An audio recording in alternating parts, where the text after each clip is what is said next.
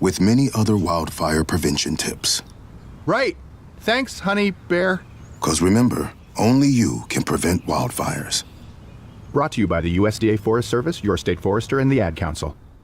Milwaukee Black Talk lives here on 101.7 FM and 1510 AM, W269DL Milwaukee, and WGKB Waukesha, live from American Family Assurance Studios.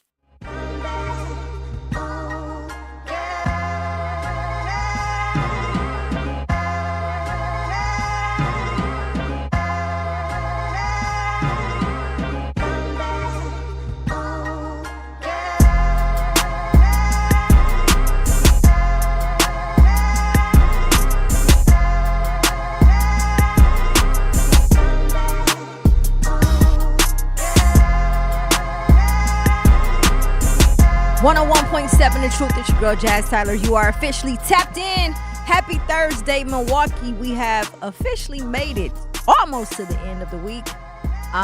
Seemed like this week is going by pretty slow, but the weekend is almost here. That means that Truth Family Fest is almost here. That means we need y'all to pull up on us. Come join us this Saturday at Riverside University High School. That's actually the school Ray went to. Gonna have some good times. I want to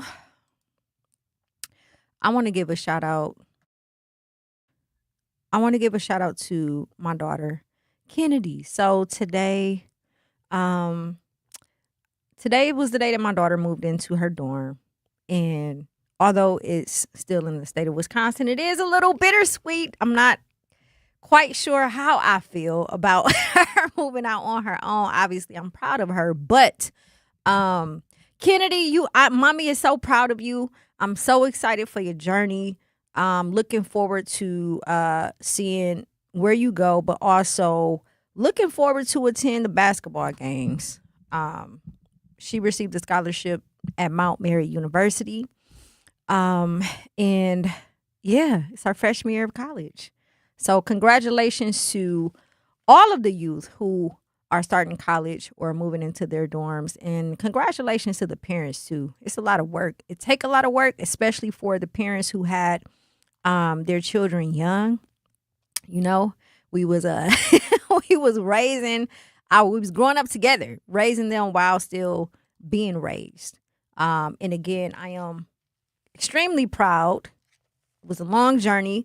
I have to send a huge shout out to MAS, Milwaukee Academy of Science, their staff, Mr. McHenry, Dr. McHenry, Ms. Parker Brown, Thomas Geo Boo, everybody over there who played a part in Miss Hannah and my daughter being successful throughout high school. It really paid off. The academics over there is amazing. They have done an amazing job with keeping her on track and working with me to make sure that she can have the opportunity that she has now. So again, sending a huge shout out to my daughter, Kennedy, my oldest daughter, on joining Mount Mary University. We had to move her into her dorm today, and it was such an amazing feeling. So again, shout out to all of the parents who have, first college students this year. It's a big deal, especially if you didn't get a chance to either go to college or finish. Myself and her father, we've been to college, but we didn't get a chance to finish college because we had children young. So the fact that she's able to do what I wasn't able to do is what makes me the most proud. And the fact that I don't really got to pay that much, right? She received a scholarship. My balance is $2,000 a year. So she put in the work the first 3 years of high school, so much to the point where the only thing I have to pay is $2,000 a year. This year, because next year her scholarship will increase as long as she keeps her grades up. So Kennedy, mommy is so proud of you. Congratulations. I cannot wait to attend your college basketball games. Be safe, and enjoy.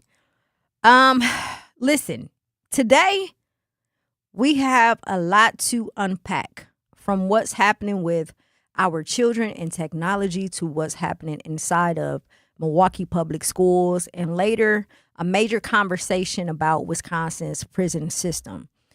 So these are obviously different headlines, but as we move through this show, you are going to see there's a bigger conversation that will connect them. But first, parents, educators, anybody with a child in school, I need you to listen, okay? When your child logs into an educational program, do you actually know what information exits behind the login? So not just families who homeschool, but any student, right? Especially those in public school. There are certain websites and platforms that the schools uses to conduct the educational piece and the learning. And oftentimes we don't pay attention. We just get the instructions from the school that says, hey, we need you to create this account for your child so that they can do X, Y, Z when it comes to their school work. But we don't necessarily research the platform. We don't research the privacy, the data. We don't research any of those things. And apparently a federal class action complaint was filed in December of 2025, challenging the data practices of Curriculum Associates, the company behind a platform that is used called iReady. So if you are a parent and your child has ever come home talking about iReady, that's the online reading and math program many schools use to test where students are academically and provide lessons based on their results. But every time a child takes one of those assessments, they are also generating data. And that is where today's conversation begins. Data is important. I don't know if you all have experienced it, but because I do have a medical record with cancer and lupus, I have to make sure that I stay on top of my appointments. And I've received maybe 2 to 3 times a year emails stating that there has been a data breach, stating that somehow, some way, my data and anyone who is affiliated with this specific hospital, data is sold data has been leaked. In my mind, the data has been sold. So the fact that I receive this 2 to 3 times a year does not make it hard to believe that when it comes to these educational platforms, that data is also being sold as well. So the plaintiffs allege that the platform iReady generates, collects, uses, and shares student information without proper consent. The company disputes those claims and says it does not sell student data, use it for advertising, or build commercial profiles of students. So schools depend on outside technology companies. When we were coming up in school, we didn't use it. Like by the time I was in elementary, that's when we really started using computers, right? Maybe like 4th grade. We started using computers. They wanted us to learn how to type. Y'all know we had games like Oregon Trail, different stuff like that. But we did not depend on technology platforms to teach. And I know that it increased after or actually during COVID, right? When students were staying at home during COVID, it was strictly online learning. Prior to that, they still used these platforms, but not as much. So they are obviously increasing the amount of technology platforms that they are using when it comes to teaching the students. So a child can be assigned a program by a school, receive an account, and begin generating information simply by doing what the teacher told them to do. We're talking names, grade levels, student IDs, assessment responses, progress, time spent using features, right? And depending on what a district provides, additional demographic or program information may also be involved. So this is information that a lot of parents don't typically have. And as an educator, I am going to also speak from my point of view. During the day, we utilize, I personally, in the school that I work for, utilize at least 3 to 4 different educational technology platforms. Infinite Campus, that's a platform that parents use as well. You can log on and take a look at your students or your child's schedule, grades, balances, all of that kind of stuff. From an educator stance, we have that information, but we have all of the information on every student: IEPs, addresses, parent information, demographics, where they live. All of this stuff is all data, right? So throughout the day, there is so much data being collected on our children when it comes to the educational system. And how much do we actually know about the digital system surrounding our children? And it may seem, simple. It may seem like it's not a big deal, but it gets real scary out here, right? So we teach kids, don't give strangers your information. Don't click suspicious links. Protect your identity. Then education becomes digital, and adults tell them, hey, here's your username. Here's your password, log in, right? So maybe the digital literacy can only be something, can't only be something we teach children. Parents need digital literacy too, right? And then we have another 2026 controversy that made parents start asking similar questions about something much older than iReady. School Picture Day, right? Life Touch.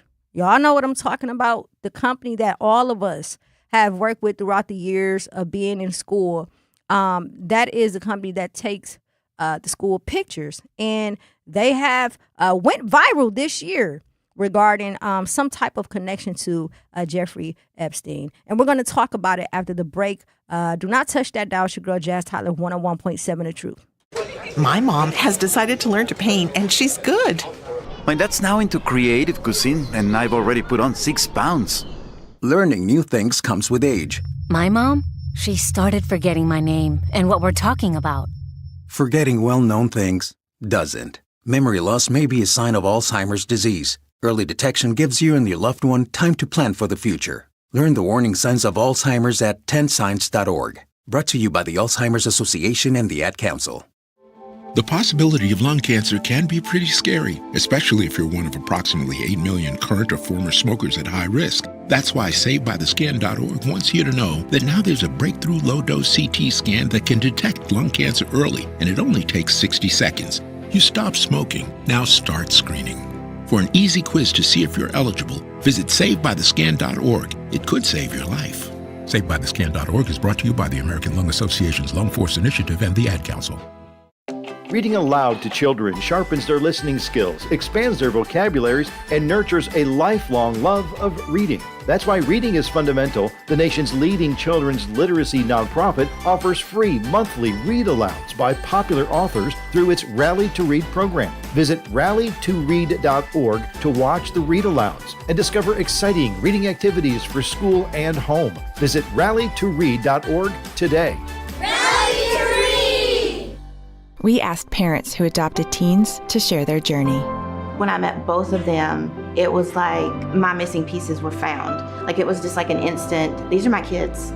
If you're considering adopting a teen, just do it. Kids need families. I don't care the age, everybody deserves a family. Learn about adopting a teen from foster care. Visit adoptuskids.org to learn more.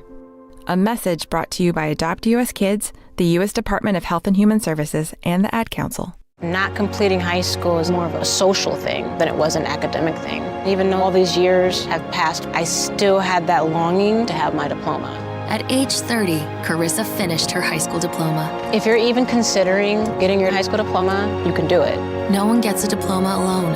If you're thinking of finishing your high school diploma, you have help. Find free adult education classes near you at finishyourdiploma.org. That's finishyourdiploma.org. Brought to you by the Dollar General Literacy Foundation and the Ad Council. Hear that? That's the sound of your life. Perfectly imperfect. Beating in rhythm to the world you've created. But every time you drive after drinking, the music gets drowned out. Your life sounds pretty great. Don't let a buzz ruin it. Buzz driving is drunk driving. Don't drive buzzed. A message from NHTSA and the Ad Council. Baby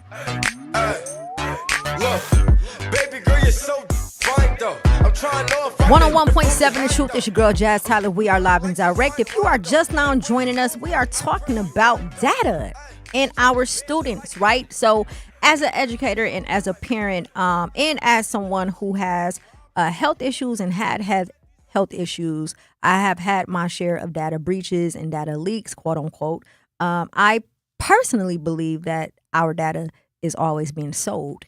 And somehow they say that it's being leaked, and then we end up with some type of lawsuit, and then they say, hey, fill this form out so you can receive maybe $90 in the mail. So basically, it's like a $2 to $5 million lawsuit. Everybody who was affected got to bust it down, and you get $90 because your data was sold, even though they tell you that it was leaked.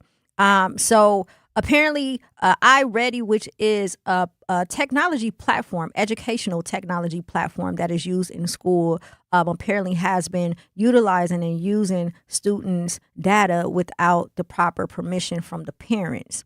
And before we went to break, we were also talking about a similar situation with LifeTouch, which is one of the country's largest school photography companies, and how they became subjected to viral claims connecting them to Jeffrey Epstein.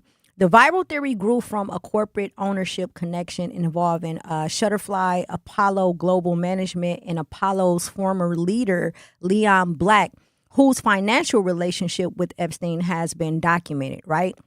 But the timeline matters.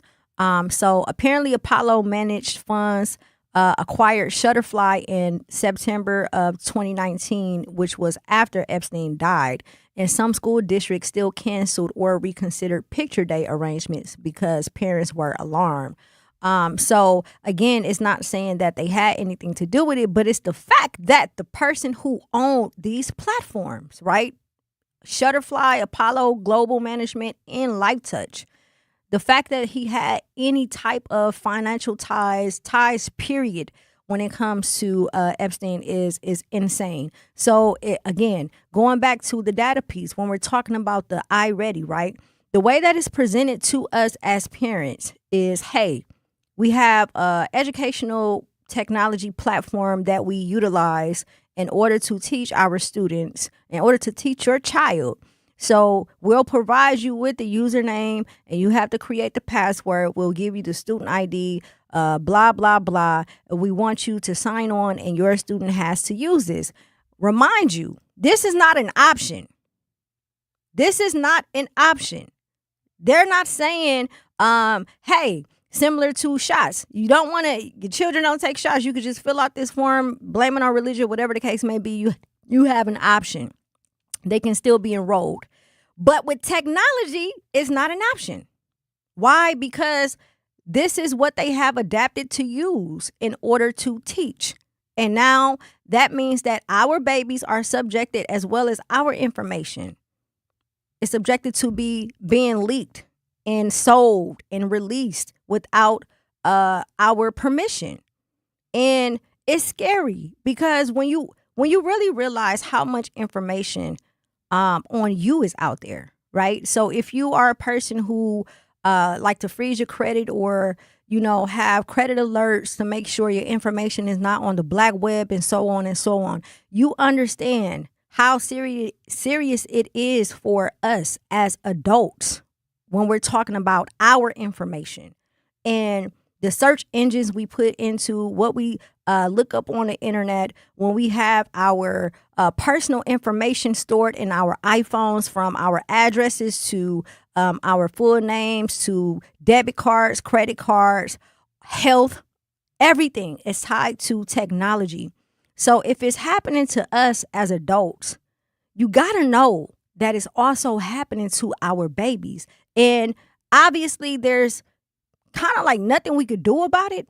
But what we can do is become more informed and start asking more questions. And these questions, again, should be raised. These are questions that the superintendent should be answering, that the teachers and principals should be answering, right?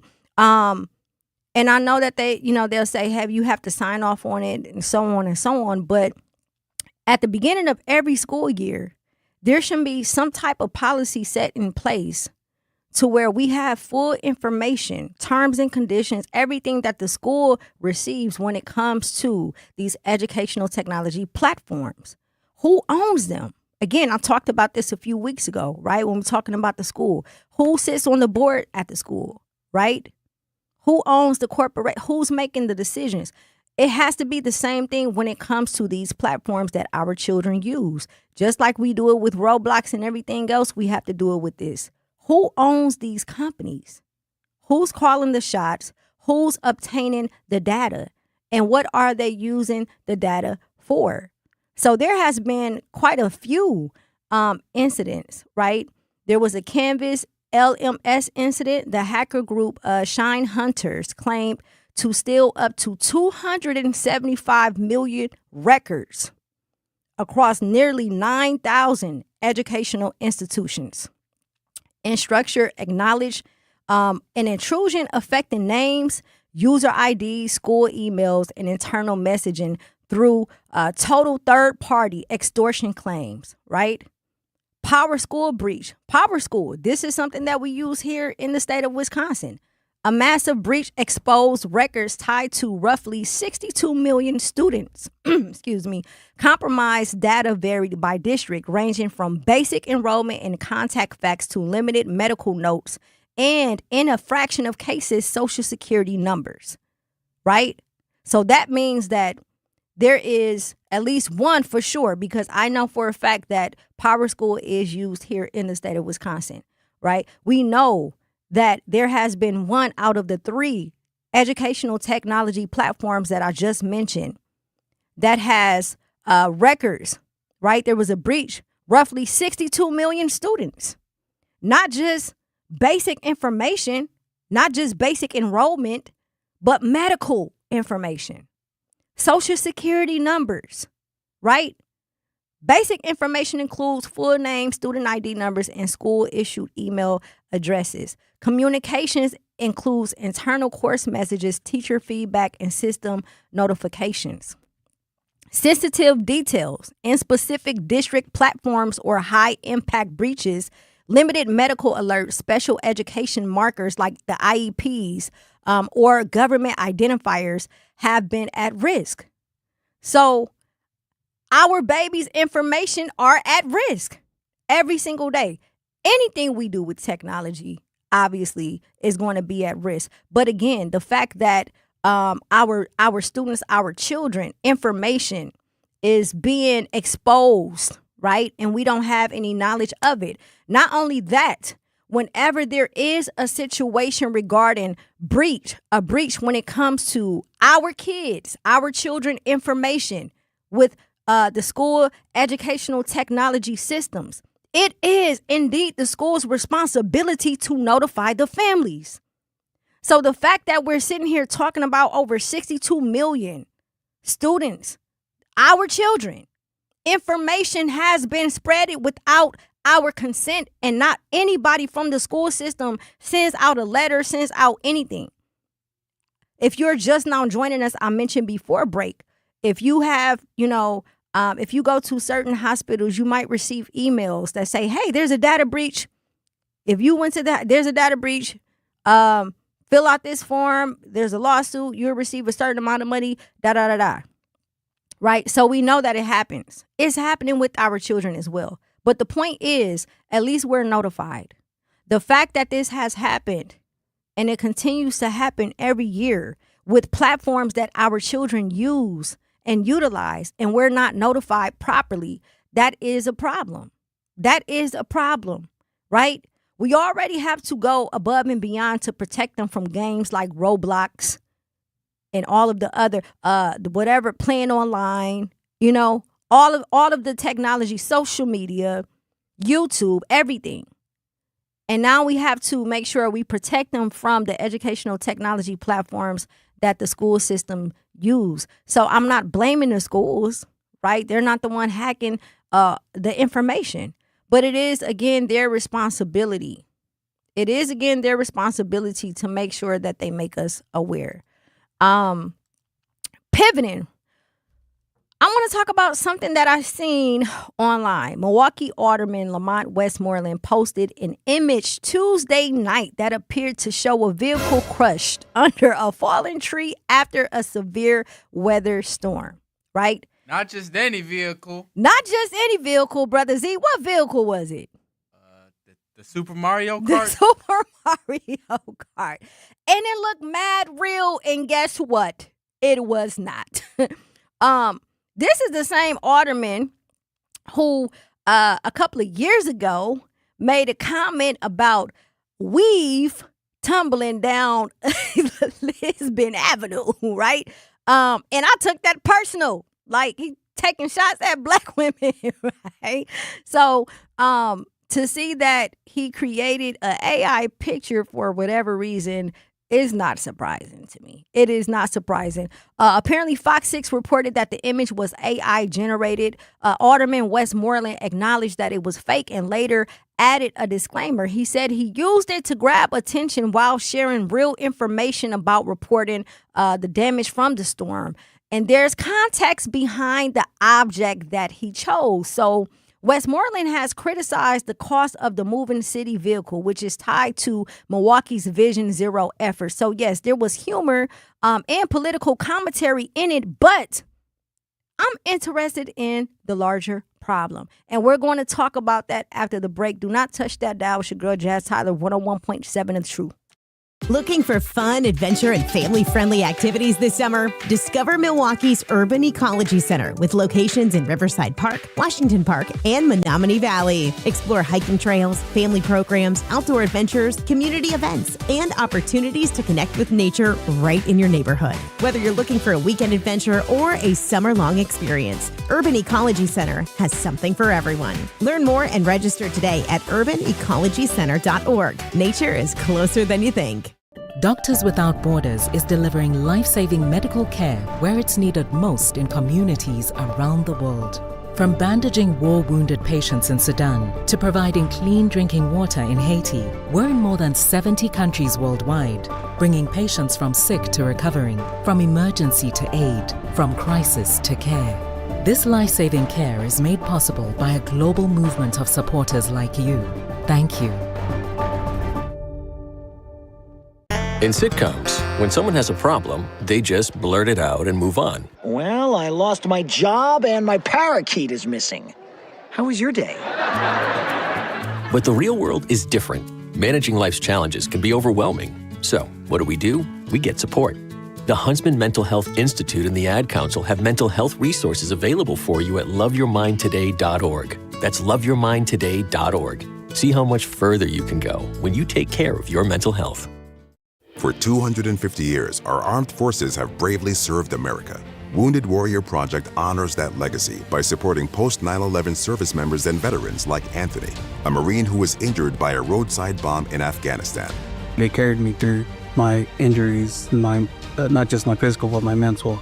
And seeing other vets doing the same thing helped me tell myself, hey, you can do this. Join us in honoring warriors at woundedwarriorproject.org/America. In the United States, a vehicle is stolen every 31 seconds, about as long as this message. Luckily, you can take a few easy steps to protect your car in the same amount of time. Remove your valuables, roll up your windows, don't leave your car running unattended, lock your doors, and take your keys or fob. If you have information about a crime, call the police. If you suspect insurance fraud, also call 800-TEL-NICB. A public service message from the National Insurance Crime Bureau.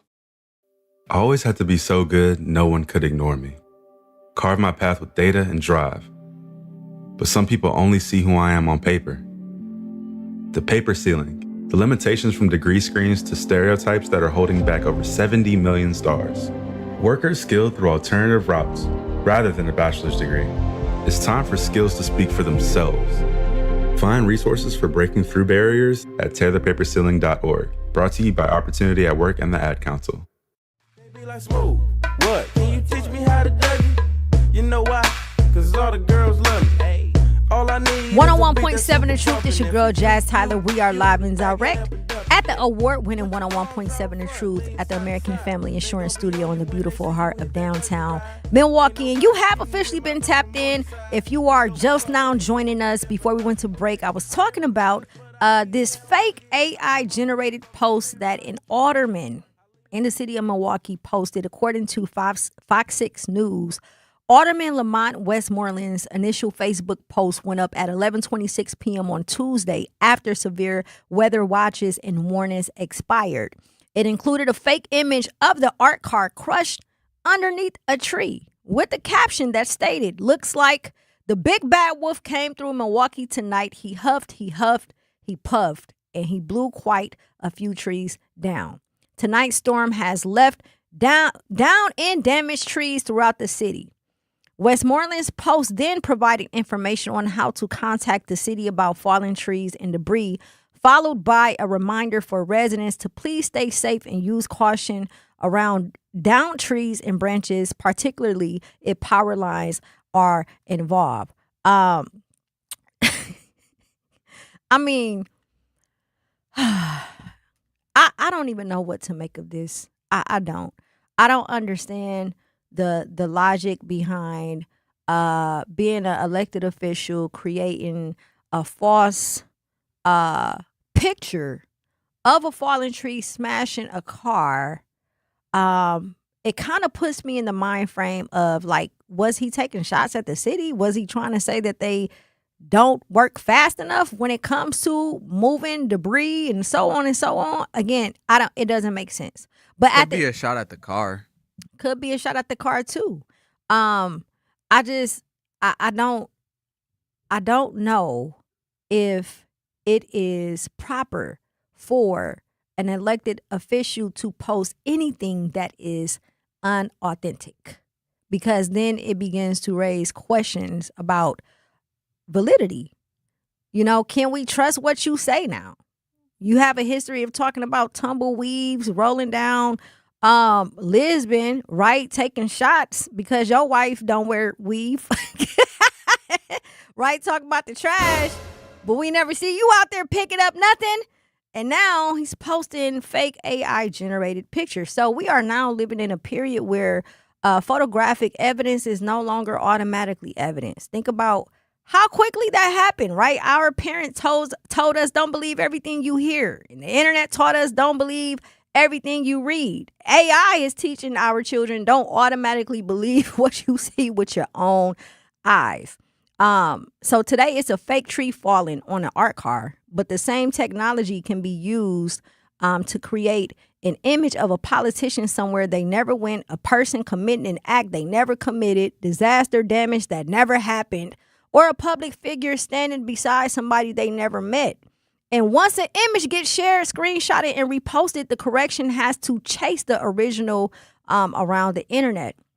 So, again, I think that's why public officials, journalists, schools, and institutions need to think seriously about labeling synthetic media, not because every joke is a national emergency, but because trust is. If we, the people, become conditioned to assume everything could be fake, eventually real evidence loses some of its power too. So Fox 6 News asked Alderman Westmoreland about the posting image via email on Wednesday morning. And less than an hour after the inquiry, he responded and added a disclaimer on his Facebook post. He then shared the same disclaimer in response to the email. The car wasn't actually crushed by a tree. The image was created to grab people's attention, remind residents to report down and damaged trees, and make sure they know how to report them to the city, he wrote. And yes, I purposely used that car. For those who remember, I was pretty vocal about the taxpayer-funded car when it was rolled out as a way to bring attention to reckless driving. I thought it was an embarrassment and a wasteful use of tax dollars. So when I needed a vehicle for this photo, there really was only one choice. It felt like perfect opportunity. The tree damage is real. The car damage, not so much. So what car are we talking about, and why is it a big deal? what is the Mobile City Art Car? The moving city was meant to highlight the dangers of reckless driving, and it cost Milwaukee $88,000. It was part of the city's Vision Zero goal to eliminate traffic deaths by 2037. So reducing traffic issues is about an all of the above approach, having creative things that captures the public's attention and start conversations and bring people to us at events to talk about why we put a speed bump in their neighborhood and why they might be seeing a different project is a real positive. And this is according to the Vision Zero policy director, as far as her response. So basically, he had an issue with the fact that it cost $88,000 for this project, including this art car. And he decided to pretty much take a shot. In my opinion, that's what he did. He took a shot at them by putting the car, he's saying, under the tree. He's saying that the tree damage is real, but the car wasn't real. You know, all in all, I just think is tacky. I think it's tacky. What is wrong with the simple post? There was so much video going around about real incidents, right? But don't use things that people are really going through for your own political agenda. That is the purpose of me talking about this. You have a political agenda against this project because they use $88,000 of taxpayers' dollars to make us aware about something they were trying to do to combat people from dying when it comes to road rage and speeding.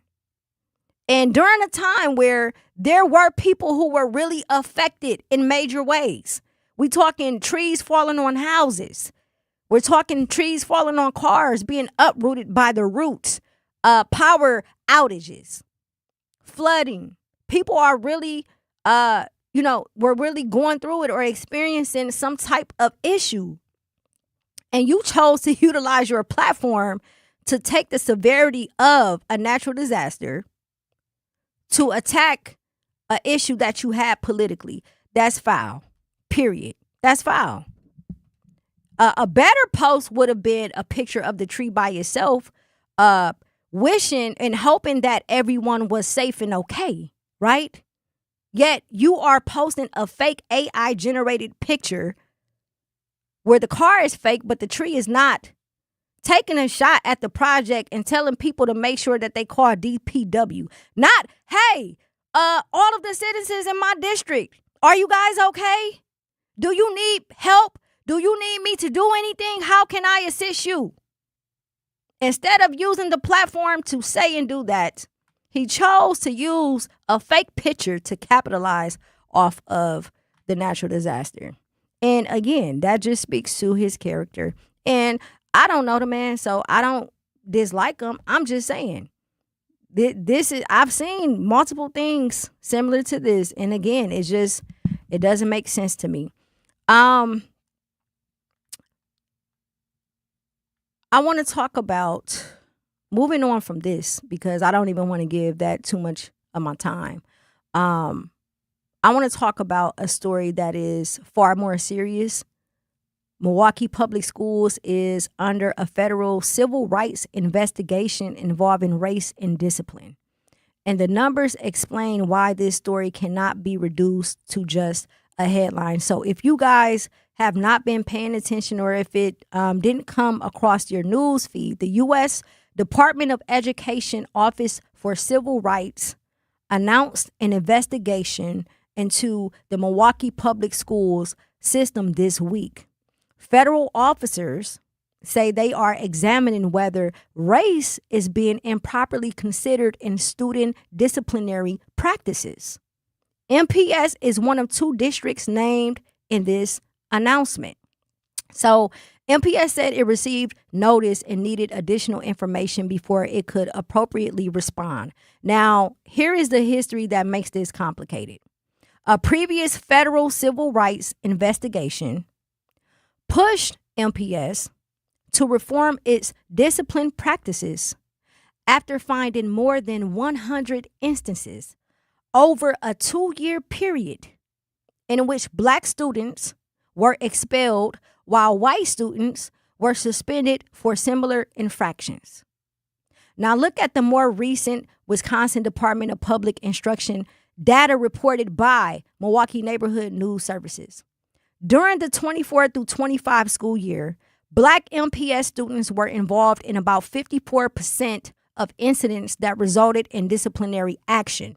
But Black students accounted for 78% of suspensions and 86% of expulsions. So let's run that back, right? 44% of Black students were disciplined. 68% were suspended. 86% were expelled. So when people say, why are we talking about race? That is why. Race is a part of the discussion.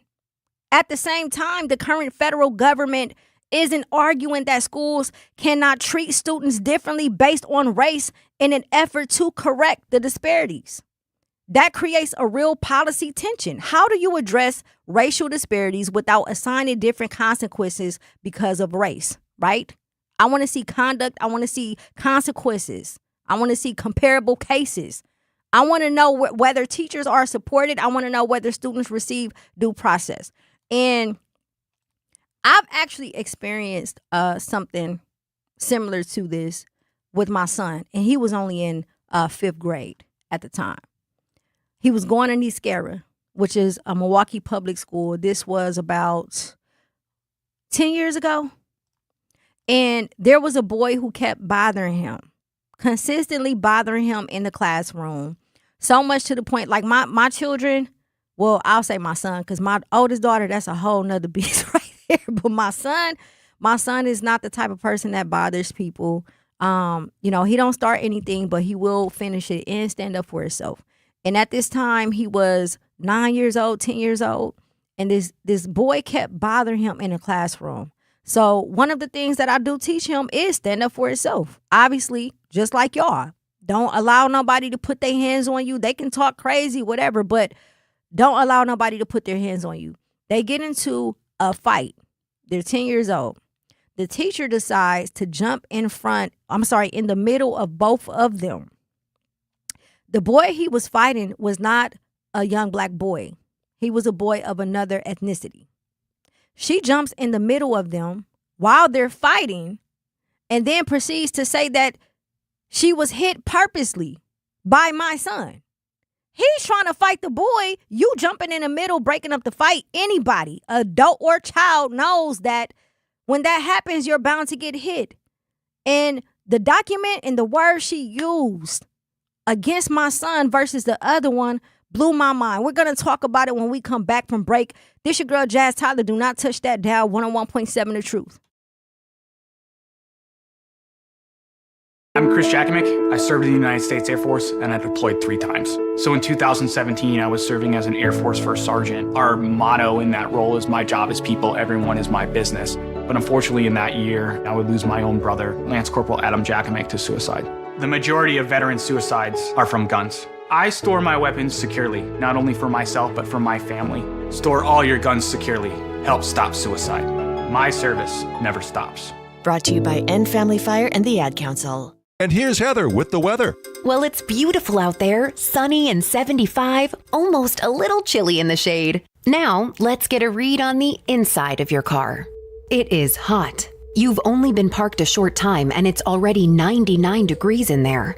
Let's not leave children in the back seat while running errands. It only takes a few minutes for their body temperatures to rise, and that could be fatal. Cars get hot, fast, and can be deadly. Never leave a child in a car. A message from NHTSA and the Ad Council. Babes, what are you doing? What? I'm just mowing the lawn. No, it's blazing hot and dry out here.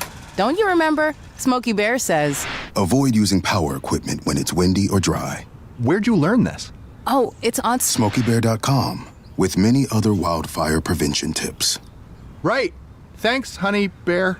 'Cause remember, only you can prevent wildfires. Brought to you by the USDA Forest Service, your state forester, and the Ad Council. When a warrior faces adversity, he fights through it. He finds a way. Freedom isn't free. rolling strong.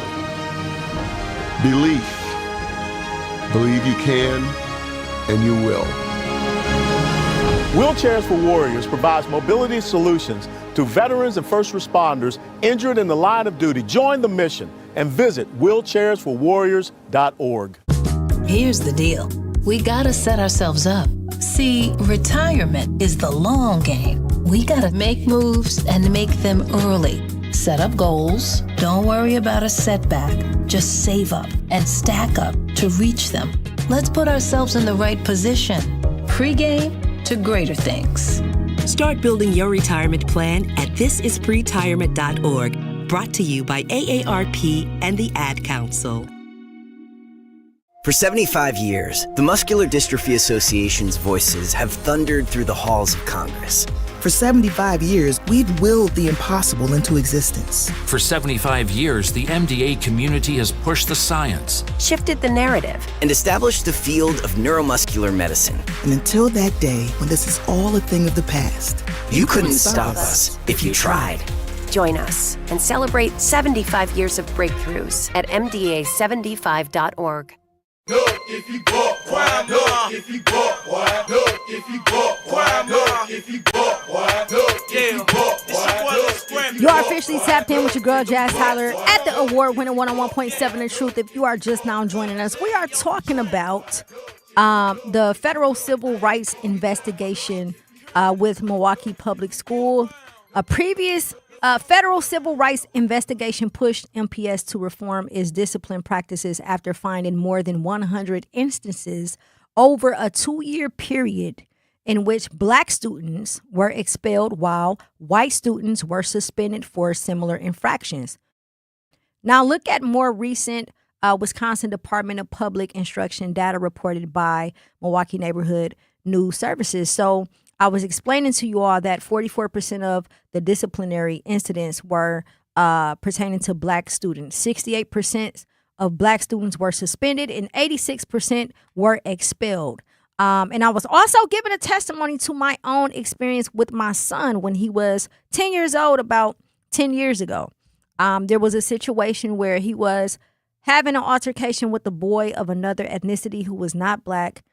Kept bothering him to the point where I just told him, you know, if he runs up, whatever you do, if he put his hands on you, defend yourself. And that's what happened. His teacher, who at the time was white, decided to jump in the middle of the fight to break the fight up, which she's supposed to, right? But as an adult, you know that whenever you come in between, especially young men, no matter what color they are, there is a chance that you are bound to get hit. She was not hit in her face or anything like that. She just jumped in while they're in the middle of swinging blows and got hit. And obviously, we know who she blamed and said that my son intentionally hit her, right? Now, at this time, their principal was a black older gentleman. And I asked him to use his common sense. In the event there is a fight and you choose to break up the fight, there is a probability that you're going to somehow be affected, maybe or maybe not, right? And we're talking about 10-year-old boys. They're not fighting like adults where they're trying to kill each other. They're just passing licks because they're, you know, frustrated and angry with each other. And she utilized verbiage in the document that lets me know that, well, not lets me know because I've been new, but confirmed the school to prison pipeline. What are you talking about, Jazz? I'm talking about words that goes inside of a jail report. Words, mind you, she pushed for an expulsion.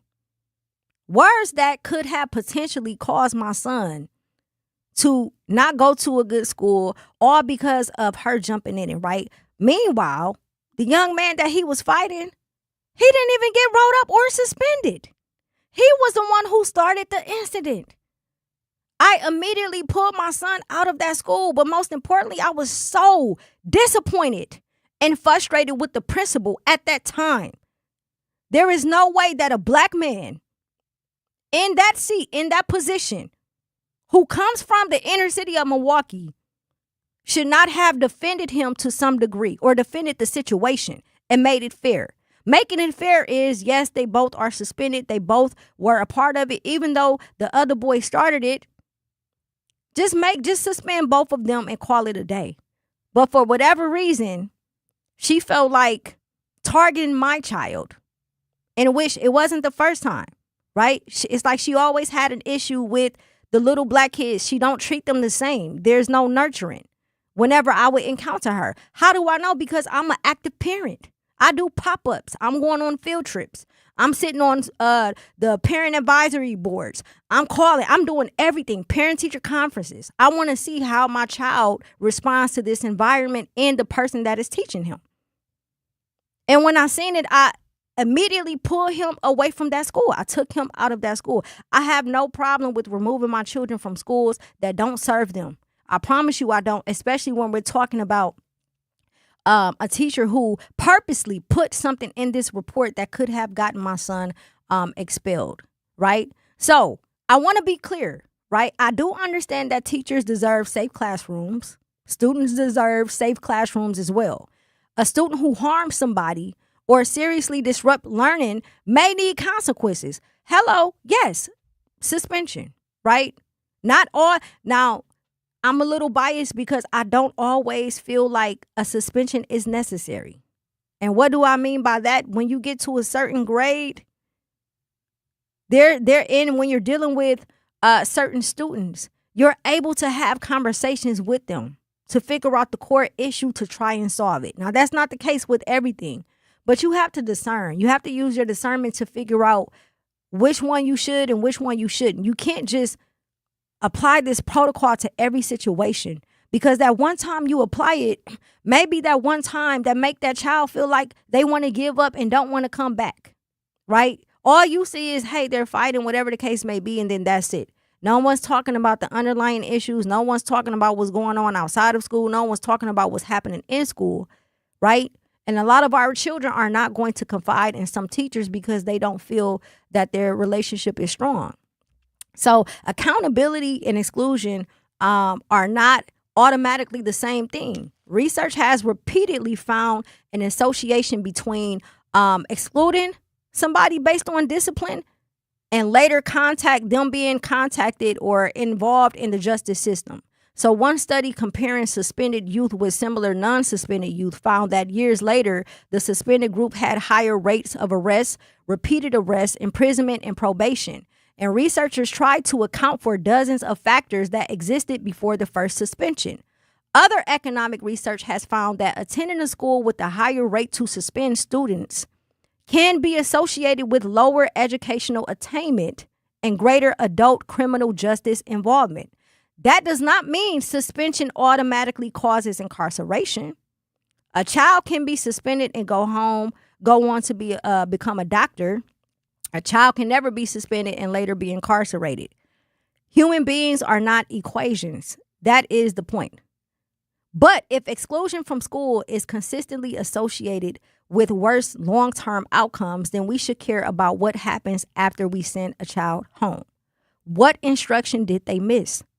What happens if the home is unstable? What happens after the third suspension? At what point does a child stop believing school is a place where they belong? And that is what I want y'all to think about today. Accountability and exclusion are not the same thing.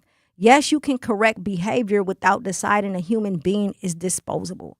And I am not shocked by the allegations of over 100 students being reported within a 2-year span in the Milwaukee public school system that they were being treated differently. My daughter finished her last senior year at Hamilton High School, and she went through some things. Her dad went through some things, and she was affected by it, and they began to treat her a certain way, right? Again, the story with my son, being an educator, I see it. The truth of the matter is, majority of these schools have leadership of people who do not serve our demographic. That is the truth. They don't understand where we come from. They don't understand what we go through. All they see is numbers and money and politics. Everyone is using their own agenda off the backs of the babies. And when they have real life scenarios and situations No one wants to deal with it. No one wants to deal with the child who is acting a fool all the time and constantly being suspended because for whatever reasons. 9 times out of 10 is something that's happening outside of home. But again, the bigger picture is that the leadership, a lot of the leadership in these schools, especially in the public school system, are coming from people and teachers who do not serve our demographic. They don't even live in the city of Milwaukee. And if they do, they don't live around the demographic that they serve. What demographic am I talking about? Our black babies. Our black babies. If you can see the way that some of them are treated, right? One of the reasons why I sent, so my youngest daughter, Callie is 9. She's entering into the 4th grade. And Callie has been homeschooled the past couple of years. She's been to other schools as well because of the line of work that I was in. I had to travel so much and I had to move around. So homeschool became easier, right? And when she was in a school setting, she was around a diverse environment. But when we got back to Milwaukee, safety was my main concern.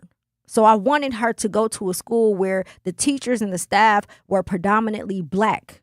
I wanted her to get that experience because I needed her to understand that there are teachers that care, that look like you. All of the teachers that I had that impacted me, except for one, which is Miss Jacqueline, she's white. But Miss Iria Caldwell at Hartford Elementary, Miss Brenda Harvey, Miss Pamela Bowden, right? These are Miss Aziza Islam. These are teachers that I've had from K4 through elementary, Miss Jacqueline in middle school, Miss Bowden in high school. Other than one, these were prominent black women. They understood. They used to come do house visits. When we were younger, we used to get house visits from our teachers. And they impacted me in such a major way. And that is part of the reason why I am successful today. And that's what our babies need. Let's finish this conversation. We got to go to break. Do not touch that dial. It's your girl, Jazz Tyler. Milwaukee, mark your calendars. Truth Family Fest on Saturday, August 22nd from 11 a.m. to 2 p.m. at Riverside University High School. Interested in volunteering? Visit truthfamilyfest.com or by emailing Sierra, CIERRA.brown@MilwaukeeBlackMedia.com. Special thanks to Educators Credit Union, American Family Insurance, Milwaukee Public Schools, Artists Working in Education, City of Milwaukee, Department of Community Wellness and Safety, AB Core, Tap In MKE, and Ascension. Educators Credit Union is more than a place to manage your money. They're where your financial possibilities take shape.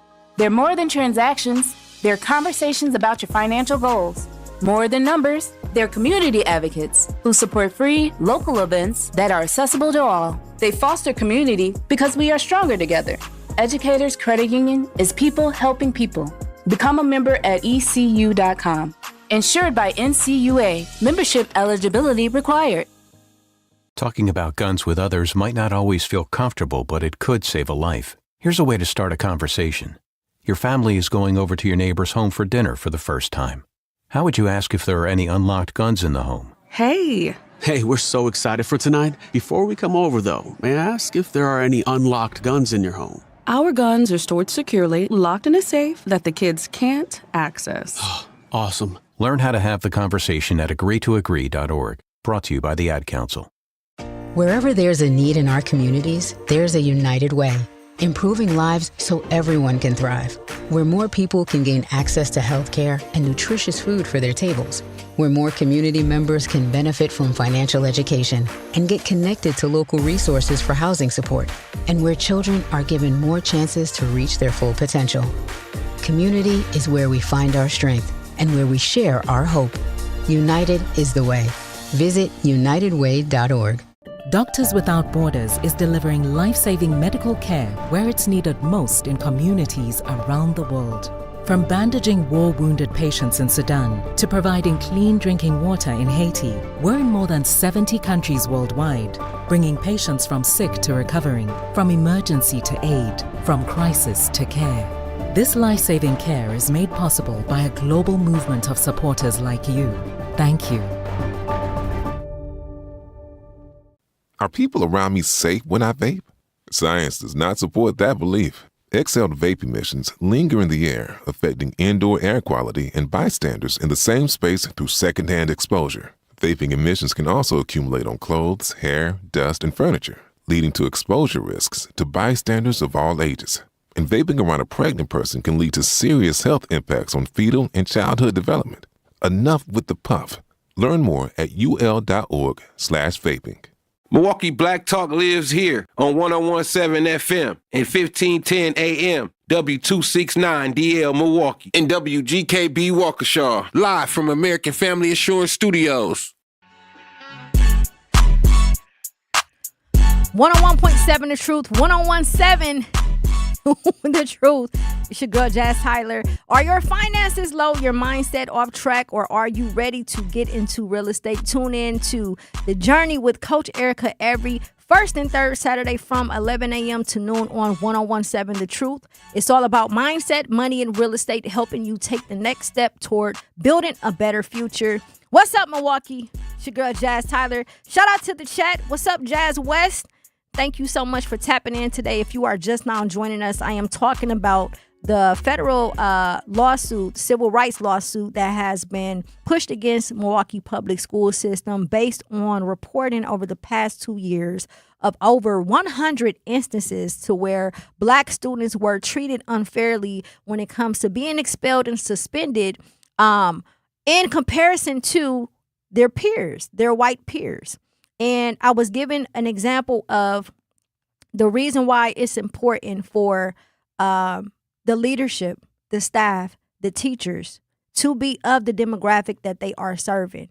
Because a lot of what's happening with these expulsions and suspensions could be prevented had they had someone who could relate to them. Now, let's be clear. I'm not necessarily just saying it's all white leadership, because we do have some Oreo kinfolk who don't understand or who are extremely far removed, so much to the point where the children can't relate to them either. But a lot of situations and scenarios could be none. It could be none. It couldn't exist. It wouldn't exist had there been someone in place that the student trusts or could relate to, and they are allowed to de-escalate the situation. I'm not saying that's the situation for everyone. I'm just saying that majority of the time this is an issue. When I was growing up, I had some prominent black women who were my teachers. Dr. Onick was my principal at Samuel Morris Middle School. We had Mr. Hooker and Miss Stafford at Hartford Elementary School. We had Miss Bowden and Miss Cephas at Juneau High School. Everywhere I went, the majority of the staff and the leadership was people of color. It was black women and black men. Mr. Ingram, Miss Willard, right? Miss Locklear. There were so many prominent people who, Miss Pugh, who pulled us in and made sure that they were relatable, that it literally was an open door policy. They had this nurturing spirit where you can tell that you meant something to them and that they loved what they do. And they was doing it because they love what they do. That is not the case in today's society. A lot of the reason why our babies are being suspended and expelled outside of other things that we have discussed before. We know about the beefs. We know about the back and forth. And we know about, the youth. Everybody talks about how the youth don't want to listen, so on and so on. But the adults have to have some accountability in this. And the suspensions and expulsions don't come strictly just from behavior. It comes from somebody making an executive decision saying, hey, we need to suspend or expel this child or this student based on, whatever the case may be. Point in case, there was a situation, if you guys go back through the shows I've done over the past 3 months, I had one of my former students who just graduated, Torian G, on. Torian is 18 now. But when I met Torian, he was 17 years old. He was a senior.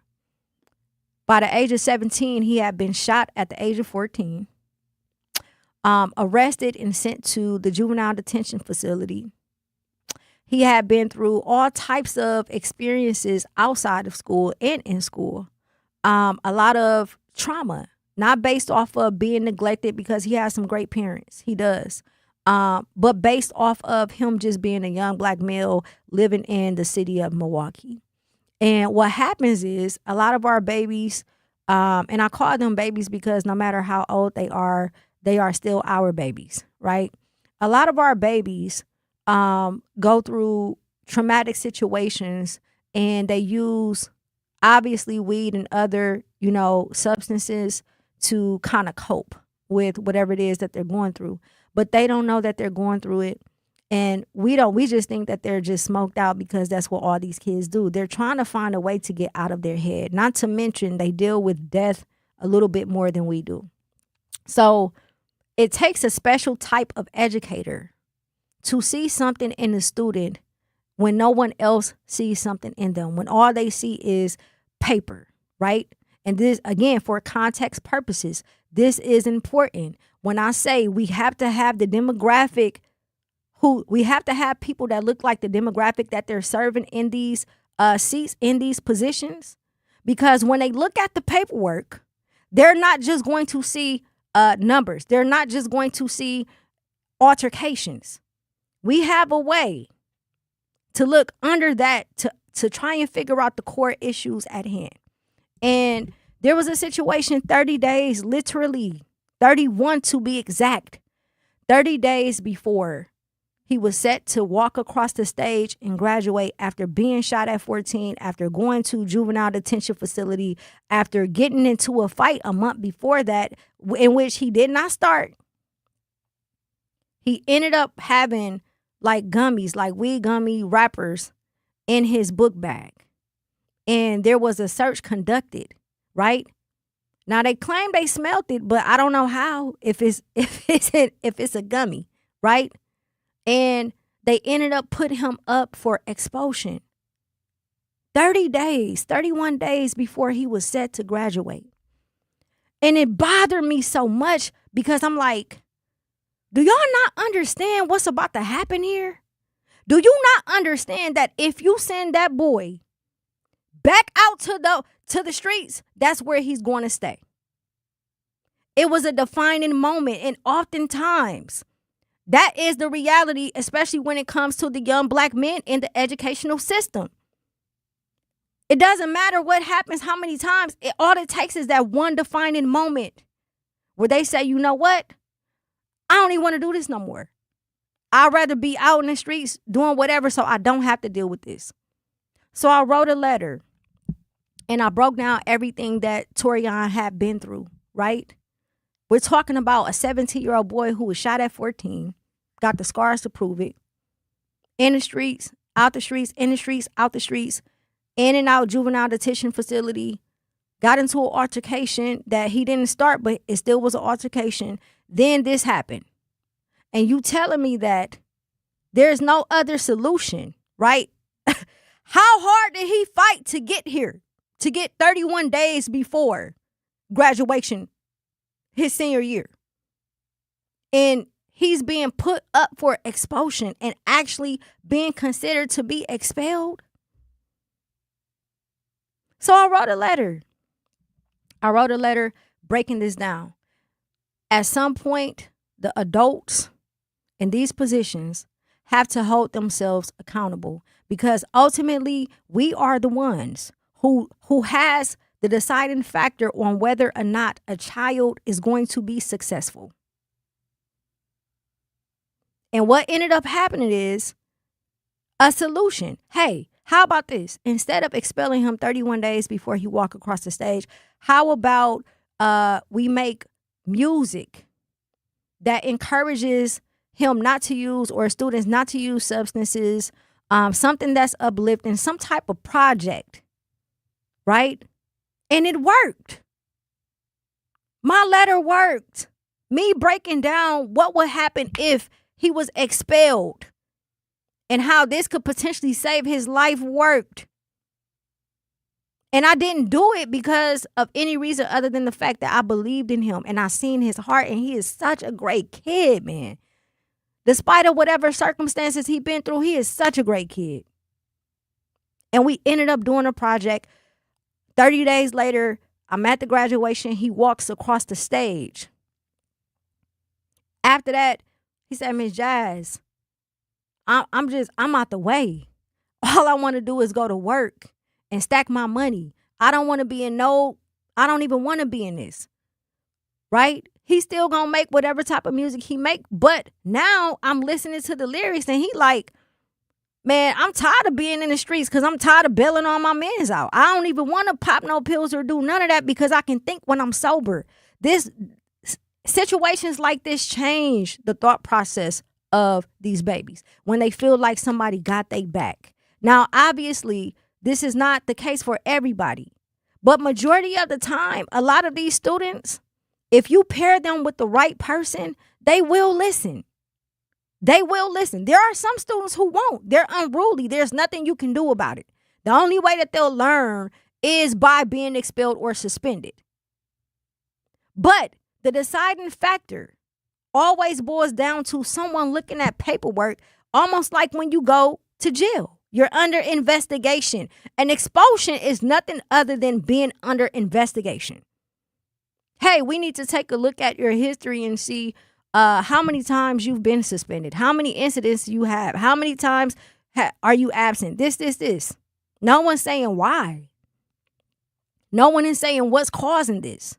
They're just looking at the file and then make a decision because it's easy, right? Okay, let's hurry up and expel them because we got a long waiting list of other students that's looking to get inside this school. That is the truth. Let's expel these babies. And I'm not talking about this school in particular. At this point, I'm talking about the school system.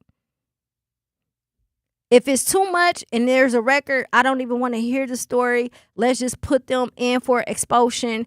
And then because we have other families who can fill these seats up faster. And the goal of the school system, Milwaukee public school system, charter schools, private schools, the goals is numbers, data, numbers. That is the reality. We are talking about the discrimination civil rights lawsuit. I'm sorry, not the discrimination, the civil rights lawsuit against Milwaukee public school system. We got to go to break. When we come back, let's finish this conversation. It's your girl, Jazz Tyler, 1017 The Truth. I'm Sherwin Hughes, and I know the power of Stars and Stripes Honor Flight firsthand. As someone who's been on an honor flight, I can tell you it's a day you'll never forget. Stars and Stripes Honor Flight gives our oldest veterans who served in any location in June of 1975 or earlier a free one-day trip to Washington, D.C. for veterans. Airfare, meals, a coach bus tour, and special flight apparel are all included. It's a day of honor, gratitude, and camaraderie. Veterans who served in the Vietnam or Korean War go to flySSHF.org and ask for an application. My mom has decided to learn to paint, and she's good. My dad's now into creative cuisine, and I've already put on 6 pounds. Learning new things comes with age. My mom, she started forgetting my name and what we're talking about. Forgetting well-known things doesn't. Memory loss may be a sign of Alzheimer's disease. Early detection gives you and your loved one time to plan for the future. Learn the warning signs of Alzheimer's at 10signs.org. Brought to you by the Alzheimer's Association and the Ad Council. The possibility of lung cancer can be pretty scary, especially if you're one of approximately 8 million current or former smokers at high risk. That's why SaveByTheScan.org wants you to know that now there's a breakthrough low-dose CT scan that can detect lung cancer early, and it only takes 60 seconds. You stop smoking, now start screening. For an easy quiz to see if you're eligible, visit SaveByTheScan.org. It could save your life. SaveByTheScan.org is brought to you by the American Lung Association's Lung Force Initiative and the Ad Council. Reading aloud to children sharpens their listening skills, expands their vocabularies, and nurtures a lifelong love of reading. That's why Reading is Fundamental, the nation's leading children's literacy nonprofit, offers free monthly read-alouds by popular authors through its Rally to Read program. Visit rallytoread.org to watch the read-alouds and discover exciting reading activities for school and home. Visit rallytoread.org today. We asked parents who adopted teens to share their journey. When I met both of them, it was like my missing pieces were found. Like it was just like an instant, these are my kids. If you're considering adopting a teen, just do it. Kids need families. I don't care the age, everybody deserves a family. Learn about adopting a teen from foster care. Visit adoptuskids.org to learn more. A message brought to you by Adopt US Kids, the U.S. Department of Health and Human Services, and the Ad Council.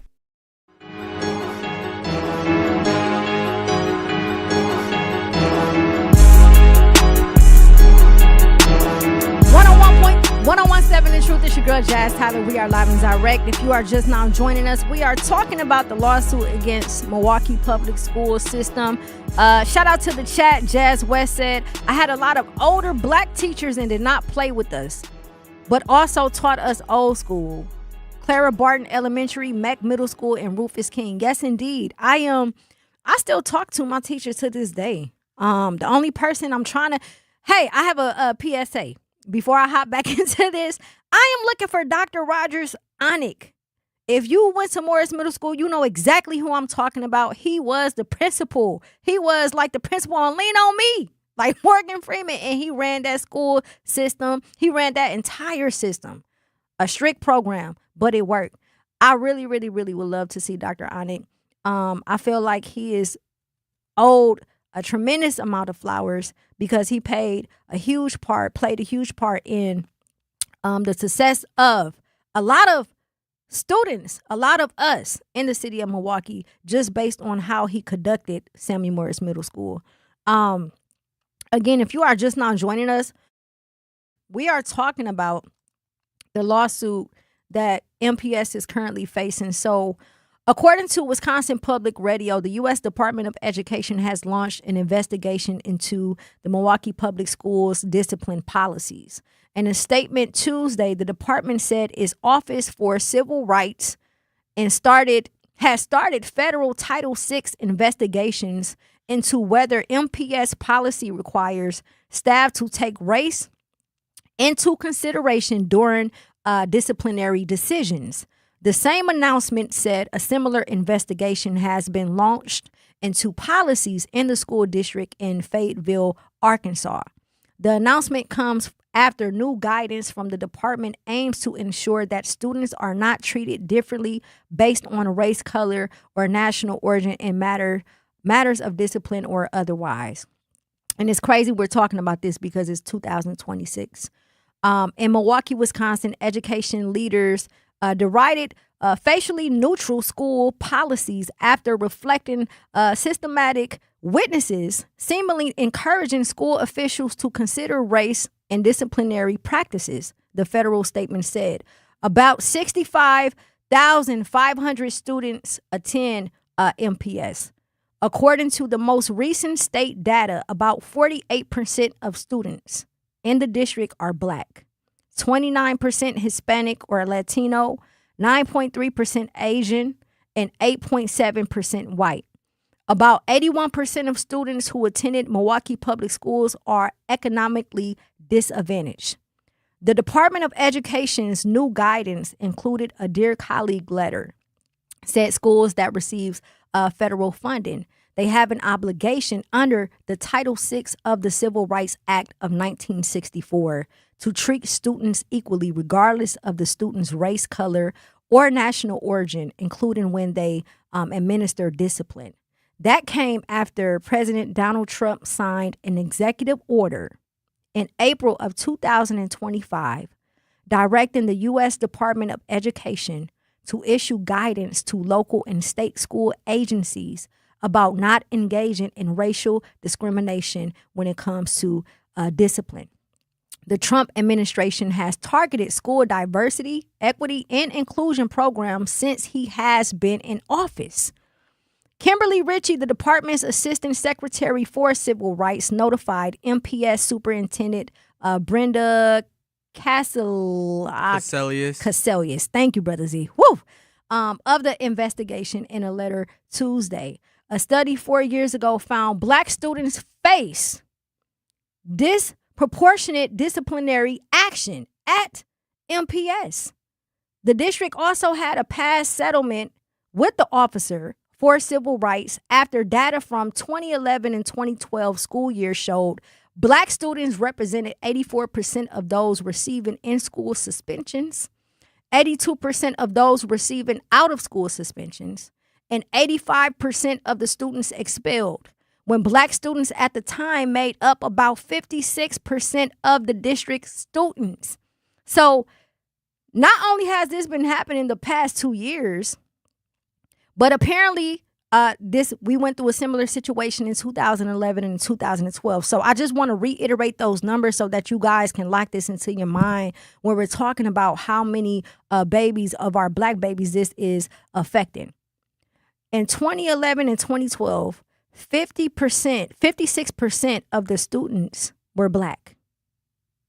Out of 56% of them, 82% of them were receiving out-of-school suspensions and 85% were expelled.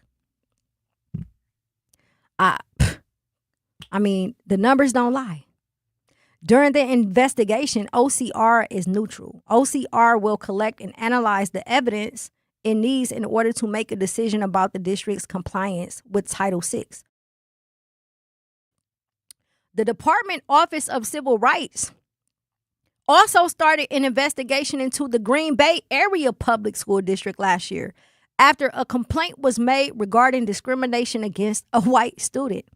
That complaint was made by the conservative law firm Wisconsin Institute for Law and Liberty, or WILL. In a Tuesday statement, WILL praised the investigation into MPS. Corey Brewer, deputy counsel for WILL, said the investigation will hopefully uncover the racially discriminatory school discipline policies at MPS. So again, this isn't new. We have been dealing with this. We've been dealing with this for quite some time. The only difference is the investigation piece, right? I'm interested in figuring out how come it wasn't blasted all over the news as far as the former investigation. So typically when a journalist covers a story like this, and the reason why I'm bringing this up is because it's prevalent to a pattern. This is the first article that I've seen who had mentioned that this has happened in 2011 and 2012. And I could be wrong. But what I do know is that whether they investigated or not, we the parents know, we the educators know that it happens. And what do we do about it?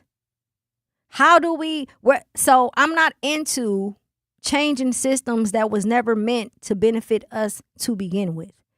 That's any system. What I am into is finding solutions that work for us because it's happening to us. And at the end of the day, I'm not only a parent, I'm also an educator. I am one of the educators who don't solely believe in just going to suspension and expulsion as the first solution. And the fact that this has proven majority of the Black students in MPS, not once, not twice, I'm eager to go back prior to 2011 to see how many times they have been investigated for this, means that there needs to be some type of accountability. That means that they need to go back and look at every single suspension, every single expulsion for the past 10 to 15 years and see if there are any more biases. It needs to be a full-fledged investigation, not fluff. Why? Because there are so many students, so many young Black boys and girls who have been impacted by being expelled or suspended. And if in fact there are numerous of situations where your child or someone else's child was suspended or expelled based off them being discriminated against, 9 times out of 10, it plays a part in whether or not they're going to go to college or how successful they'll become. So my call to action is, okay, y'all said this is an investigation. Y'all noticed over the past 2 years, over 100 students They said it's 65,000, and you telling me that only 100? Come on now. You mean only 100 was reported? You mean only 100 was reported? Not that it actually happened. We don't want the fluff. We don't want this. We don't want them to skim past this very easily. No, that's not what we're asking. I am saying what needs to happen is they need to go back the past 15 years and really pay attention to expulsions and suspensions and where those students are now. And if indeed those suspensions and expulsions disqualified them from furthering their education. LaRon Taylor says, so when you see these young kids acting up on Water Street or Brady Street at State Fair, you think they started that after high school. I don't know what you're talking about, but we ain't talking about that right now. At the end of the day, there needs to be an investigation much broader than what they're presenting. Because far too many times when we're talking about students being discriminated against, this has happened in the Milwaukee public school system. And parents, please listen to me when I tell you. Now, I know that there are students, if you know your child, you know your child. Nobody knows your child better than you. We know that our students, our children can make stuff up, over-exaggerate, all of the above when it comes to why they got in trouble or whatever the case may be. But sometimes we have to pay attention a little bit more when it comes to situations like this and listen to what they're actually saying. If they're constantly coming to you, telling you that there's a specific teacher who consistently targets them, it feels like they're being targeted. Listen to them, because 9 times out of 10, they are. And it doesn't necessarily mean it's coming from a white teacher. It could be coming from black teacher, black leadership, black staff as well. But we should be paying attention to this. This is something that you may have. This is a situation where you may have to take a couple of hours off of work and go up to the school to figure out what exactly is going on. And then begin to talk to other parents to see if it's happening to their students as well. We're talking about the investigation, the civil rights investigation in the Milwaukee public school system. We got to go to break. When we come back, let's finish this conversation. It's your girl, Jazz Tyler, 1017 The Truth. Each early detection, each shortened hospital stay, each quick recovery reminds us why we serve. From first breaths to complex surgeries to rehabilitation that gets you back to your family sooner, we stand ready, quietly preparing, focused, and guided by one promise: to be fully devoted to you. Ascension, Wisconsin. Advanced care devoted to you.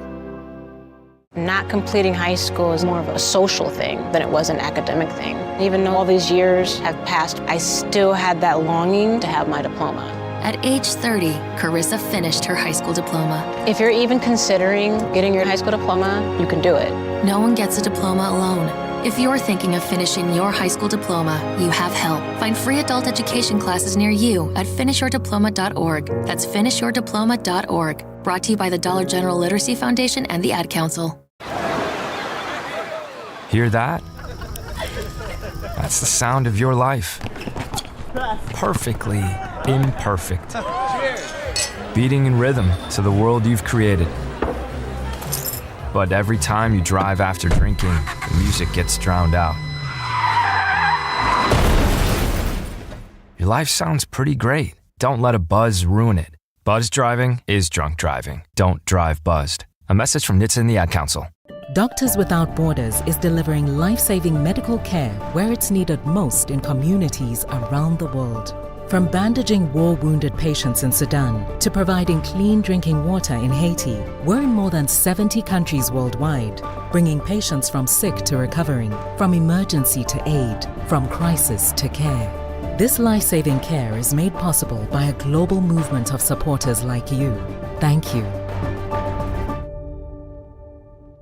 In sitcoms, when someone has a problem, they just blurt it out and move on. Well, I lost my job and my parakeet is missing. How was your day? But the real world is different. Managing life's challenges can be overwhelming. So, what do? We get support. The Huntsman Mental Health Institute and the Ad Council have mental health resources available for you at loveyourmindtoday.org. That's loveyourmindtoday.org. See how much further you can go when you take care of your mental health. For 250 years, our armed forces have bravely served America. Wounded Warrior Project honors that legacy by supporting post-9/11 service members and veterans like Anthony, a Marine who was injured by a roadside bomb in Afghanistan. They carried me through my injuries, not just my physical, but my mental. And seeing other vets doing the same thing helped me tell myself, hey, you can do this. Join us in honoring warriors at woundedwarriorproject.org/America.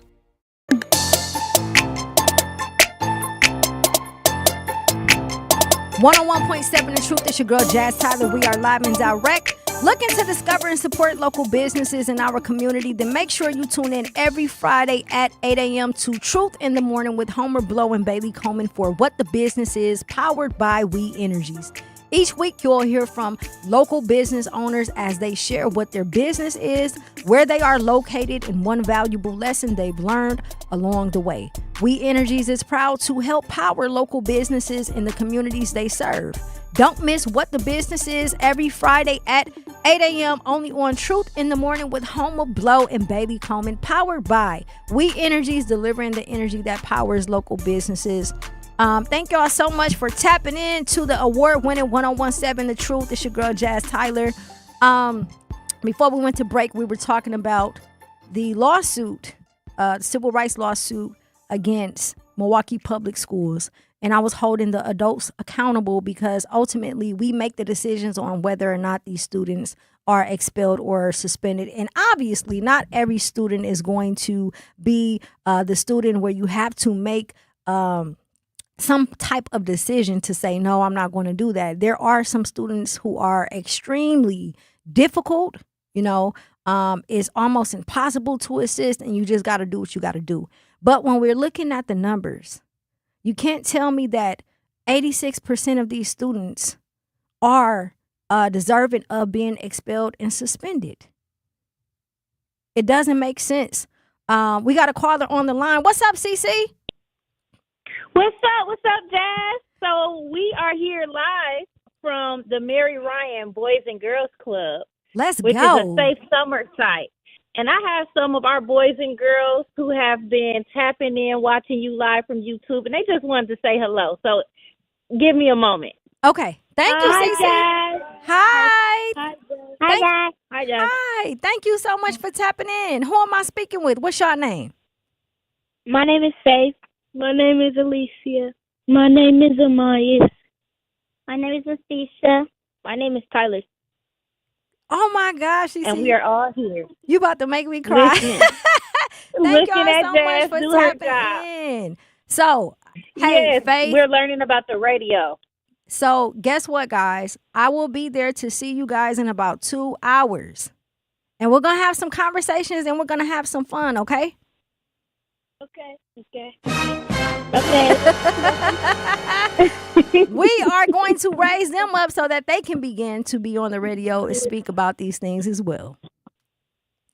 Black lives matter. Yes, they do. I don't support Trump. Okay. All right. Okay. How do you wait? I want to ask them another question. They on a roll. Let him cook. I want to ask This is them not scripted. what grades are they in? Sixth grade. No, sixth grade. Sixth grade. What school I'm do going you? to fifth. You going to fifth? And what schools do you guys attend? Cass Street. I'm going to Hartford. I don't know how to say it. Hartford? Oh, that's my old elementary. Yeah. I went to You guys Hartford go Elementary School in my Cass Street. I love Cass Street. They have a great principal over there. They have a really, really great principal over there. Yes, Mr. Nichols. Yes. Thank you guys so much for tapping in. Are y'all excited? Thank you, Jazz. About what's coming up? Y'all ready? Y'all ready? Yeah. All right. I'm going to see you guys at 7:30. Thank you, CC. Thank you. Peace. That just made my day. That just made my day. And it goes to show, again, it's not scripted. It goes to show that these kids are extremely intelligent. A 5th and 6th grader, they said Black Lives Matter and I don't support Trump. Come on now. So you mean to tell me you don't think they understand what we be talking about when we be having these conversations? All you have to do is listen to them. That's it. They're going to tell you what they feel and how they think. And all you have to do is listen. Again, thank you so much, CC, for allowing them to tap in. We're going to have some great events and learning about the radio at the Safe Summer site at Mary Ryan. So if you have any youth who is interested, we will be there. I will be there in person today at 7:32. Work with the youth on how to read commercial scripts, and if they're just interested in radio overall, assisting them with learning how to amplify their voices and utilizing their platforms for conversations like this. So again, thank you so much, CC, for having them tap in. Before we went to break, we were talking about the situation with MPS. And I was saying that obviously we know every student, you can't save. We get it. But at the end of the day, when we are looking at these numbers, there is a huge problem. When we're looking at the numbers, there's a huge problem. Why are the numbers so high when it comes to suspension and being expelled? So I want to talk about the school to prison pipeline. I want to connect this entire show, right, to the school to prison pipeline. That phrase describes policies and practices that pushes students out of educational environments and increases their likelihood of contact with juvenile and criminal legal systems. So it doesn't mean suspended on Monday, incarcerated on Tuesday. We are talking about accumulated risk. We are talking about exclusionary discipline, lost instruction, disengagement, chronic absence, academic failure, dropping out, police contact, juvenile justice, adult criminal justice. Now, not every student follows this path, but when you look at the numbers, you understand why people are studying this. So let's go back to the MPS numbers. Black students were involved in about 54% of disciplinary incidents in 24-25 school year, yet accounted for 78% of suspensions and 86% of expulsions, which means that not only are the Black, when it comes to MPS, majority of the students who attend Milwaukee Public Schools are Black, but they are also the highest percentage to be expelled and suspended. Right? Now let's zoom out to the Wisconsin youth. So recent Wisconsin public health reporting has shown that Black youth are arrested at more than 3.5 times the rate of white youth, while Native youth were arrested at nearly 3 times the rate of white youth. Let's zoom out again into adulthood, where Wisconsin's racial incarceration disparities become even more dramatic. So I'm not putting those numbers next to one another and pretending one to prove the other. I'm saying we should be curious about what happens between the numbers. It's always about the numbers. What happens between the child who is repeatedly removed from class and the teenager who becomes disconnected from school? What happens between the teenager who is disconnected and the first police contact? Where were the interventions? Where were the mentors? Where were the mental health support? Not even were, are. Where are the arts? Where are the jobs?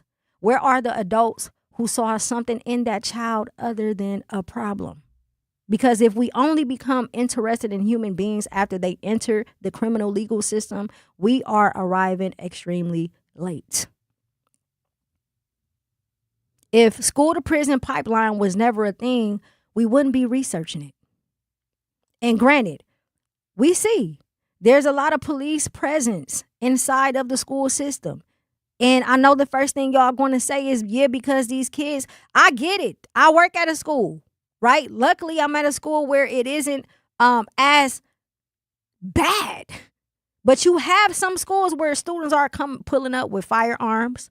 Parents are acting just as ignorant, right? There's riots breaking out, huge fights. Some students, you've seen videos on social media of students attacking teachers, all kinds of nonsense. So I get it. But at the same time, in the same breath, are we really conditioning them to become used to the authority of having, in the presence of having police officers around while they are learning? We're conditioning them. Again, shout out to big bro Brad Fax. He was on here the other day. He is someone who was incarcerated from 15 until he was in his mid-30s. He did 17 years. And he was speaking about institutions. When you look at how a school is built, when you look at how a jail is built, when you look at a prison or a college, it's all built the same. It's still a system. It's still an institute. It's still ran similar, right? So imagine being a child. For a lot of us who grew up, we never, ever experienced having officers inside of the school system. Imagine being a child going to school. You have all of these rules and regulations, right? On top of that, there is not a lot of leadership or people or staff around that you can relate to. Not necessarily just with color, but just experiences, right? There isn't really nobody you trust. You may or may not have issues with certain students based off of whatever beef y'all have. Sometimes it's over boys and girls. Sometimes it's because kids get bullied. There's students who are homeless. There's so much happening with so many different families that attend this school. And every day you walk through the hallways and you see a police officer. Then when you walk outside of that school building, because it's in the inner city, more than likely you're going to see a police officer again.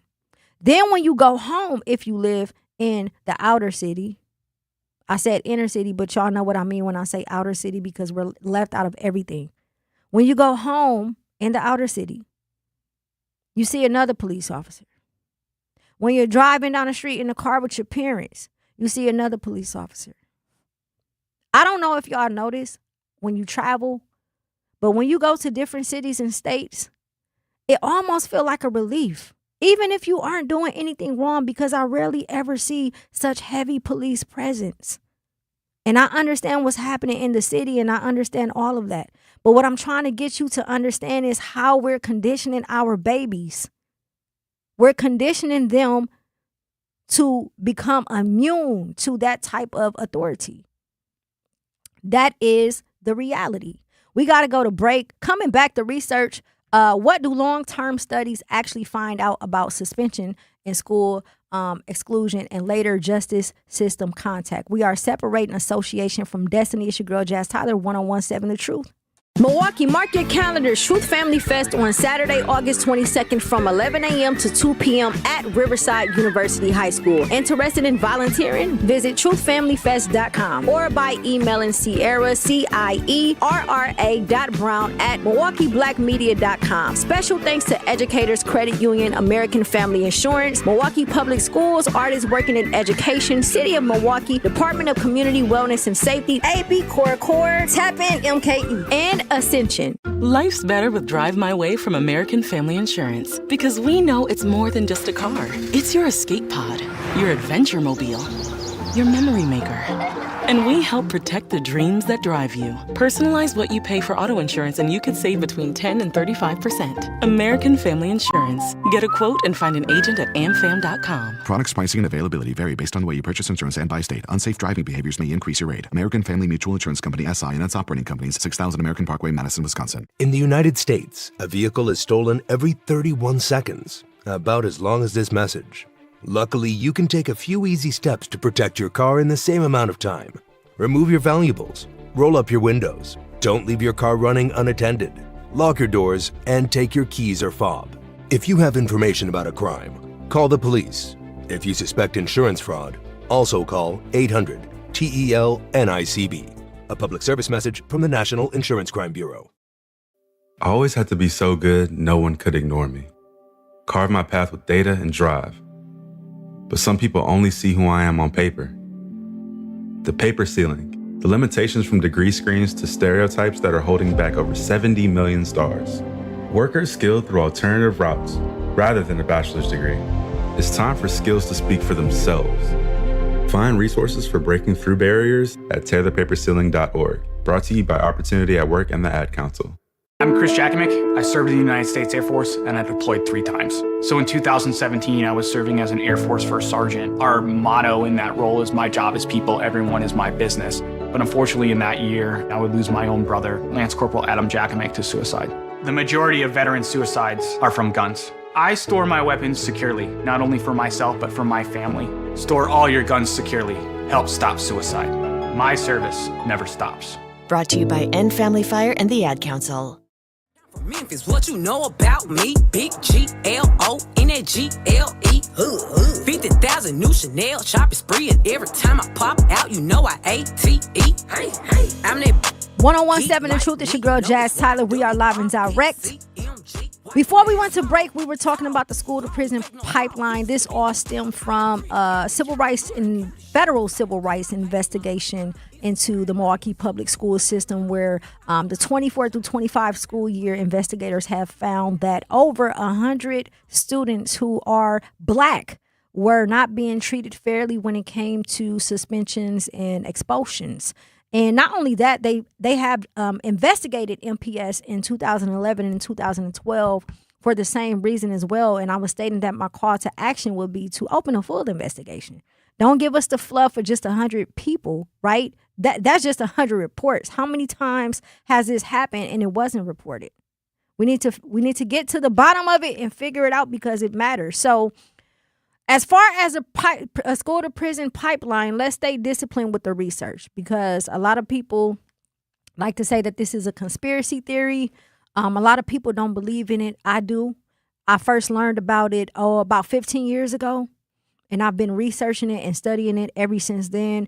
And being in education, depending on public versus charter or private, and which location, meaning which school you're at, more than likely you will be able to see exactly what I'm talking about when it comes to the school to prison pipeline. So studies have found that young people who experience suspension and expulsion are more likely to later experience arrest, probation, or incarceration. One analysis followed youth after a first suspension and found elevated justice system involvement years later, even after researchers accounted for a large set of characteristics that existed before the suspension. Other research has found that students exposed to schools with higher suspension rates can experience worse educational and criminal justice outcomes later. So what does that mean? That means that even if a child is not being suspended, let's say it's your child, they don't get suspended or expelled, but they're in an environment where their peers are constantly being suspended or expelled. Obviously, we know based off common sense that their experience, even, educational wise, is going to be a little bit worse. So when they say other research has found that students exposed to schools with higher suspension rates can experience worse educational and criminal justice outcomes later, to me, this is pointing at the educational piece. This is saying that a lot of times when students are, when the rates are higher for them to be suspended or expelled, is because they lack education, not because they aren't paying attention, not because they don't understand, but because the educational piece overall, the systematic piece that is being taught, is horrible. So suspension does not sentence a child to prison. Race does not sentence a child to prison. Poverty does not sentence a child to prison. And trauma does not sentence a child to prison. Risk is also not destiny, and that matters because the whole point of intervention is that your life can change in the blink of an eye based off of one decision. A counselor can matter, a coach can matter, a teacher can matter, music can matter, a job can matter, a community program can matter. One adult deciding I'm not giving up on you can matter. So when we discuss the school to prison pipeline, I don't want us only studying how young people fall into it. I want us asking questions. Where was the exits? Where do we interrupt it? And are we funding those exits with the same urgency that we fund punishment? Are we truly setting our youth and our babies up to be prepared to go to prison by the way of school? When you look at the school lunch that they're being served, we all know, you've heard it a million times, it looks like jail food. When you look at the disciplinary acts, see, now we can't just go based off of ideology or our own thoughts. Now we have actual proof. We have actual evidence and research based off of a federal civil rights investigation. And that is just a small percentage. 100 out of all of the black youth that attend the Milwaukee public school system, that is just a small percentage. That is just a small percentage because not every incident is being reported. Are we setting our babies up for failure? Not us as parents, not us as the community, but the school system. I'm not asking this because I'm slow and I don't understand. I'm saying it's really a statement. It's a question, but it's a statement that we all know the answer to. And the messed up part about it all is that we don't really have a choice. You have alternative options like private schools as well as charter schools, but they can only hold so many students because of the funding. And then which you are forced to send your children to public school. And this isn't an attack on public schools. These are facts. I come from a public school. I went to public school. My children have been in the public school system as well. But based off of this investigation, it's telling us that something is wrong. Even though we already knew something was wrong, it's telling us now on paper, actual evidence that something is happening. And everybody is just going about their day saying, hey, I got to go to work. I don't have time for it. I don't have nowhere else for them to go. I get it. But at some point, we have to sacrifice a little bit of our time and what we have going on to begin to get to the bottom and ask these questions. Ask your children, even if it's not happening to them. Hey, do you notice this at your school? Have you ever experienced it? Have your friends ever experienced it? I promise you, when I have conversations with my children or with my students, you'd be surprised the information I receive, but you won't know unless you ask. They don't think that we care. They don't think that no one is going to believe them or listen to them, so they rarely ever just come out and say something, right? You have to ask these questions. You have to ask their experience. You have to make sure that they can remember and go back and think about scenarios and does this happen to you? Like, get the information so that we can get to the bottom of it. The school to prison pipeline, in my opinion, is a real thing, whether y'all want to believe it or not. It indeed is a real thing. And I do believe that there is a system set in place somehow, some way. Why do you think this, Jazz? I mean, look at where we are. We're talking about the whole public school system is funky. It stank. It's failing. The empire is falling. Every year is getting worse and worse and worse. You see it in the news lines, the headlines. You see it when you drop your students off to school. And obviously that is not every school. We know that. It's not every school. It's not every leadership. We understand that. But that doesn't mean that you get to ignore it. It doesn't mean that it's not happening, because it is happening. It's a real thing. And when you add the suspensions and expulsions into the equation, then it starts to make more sense. then it begins to make more sense. And I know that certain students are targeted because they aren't understood, or because I'm not talking about the students that's out of control. I'm talking about the students that just need, again, for an adult to say, no, I'm going to intervene and step in because I see something good in you. I want to help you. We got to do a better job. We have to do a better job. If you feel something in your gut that says something ain't right, I'm talking to the youth, please tell your parents, tell an adult, tell somebody. And parents, listen to your children. Sometimes they're not lying when they're talking about they're being treated a certain way or they feel like they're being targeted. Sometimes they are not lying. And children, stop lying so much to the point, or over exaggerating so much to the point that when a real situation happens, nobody's going to believe you because you over exaggerate and you be out here acting a fool in school. This is part of the reason why we need you to act a certain way on your best behavior, so that when real life scenarios that super serious arise, people will believe you. Coming back, the phrase that has followed us since accountability, since 445, accountability is not the same thing as exclusion. What does that principle look like for an 8-year-old? And what does it look like for a 58-year-old? Asking the state to reconsider a sentence. It's your girl, Jazz Tyler, 1017 The Truth. Educators Credit Union is more than a place to manage your money. They're where your financial possibilities take shape. They're more than transactions. They're conversations about your financial goals. More than numbers, they're community advocates who support free, local events that are accessible to all. They foster community because we are stronger together. Educators Credit Union is people helping people. Become a member at ECU.com. Insured by NCUA. Membership eligibility required.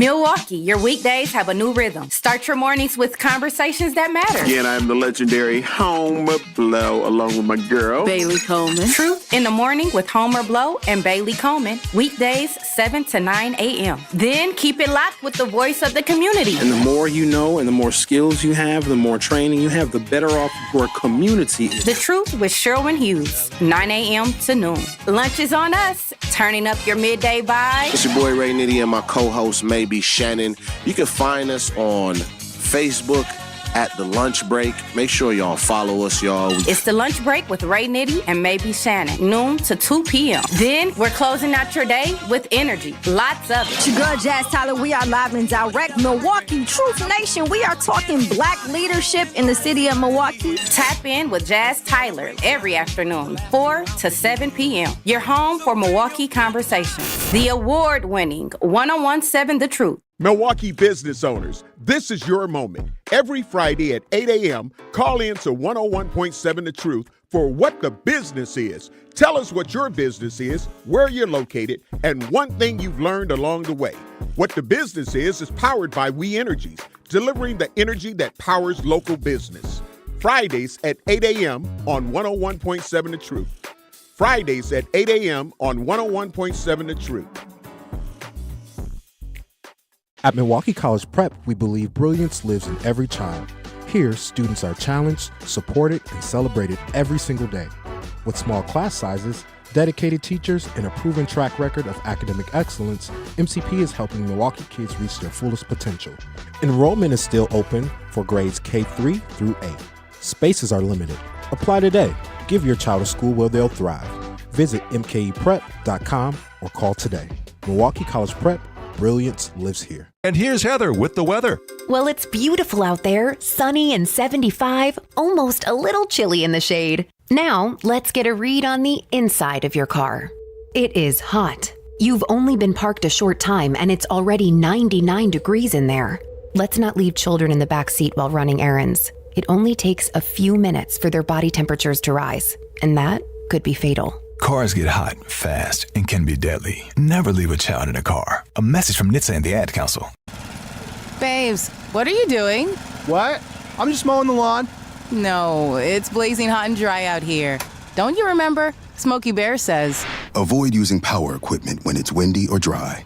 Where'd you learn this? Oh, it's on SmokeyBear.com with many other wildfire prevention tips. Right. Thanks, Honey Bear. Because remember, only you can prevent wildfires. Brought to you by the USDA Forest Service, your state forester, and the Ad Council. When a warrior faces adversity, he fights through it. He finds a way.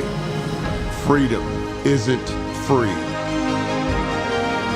Rolling strong. Belief.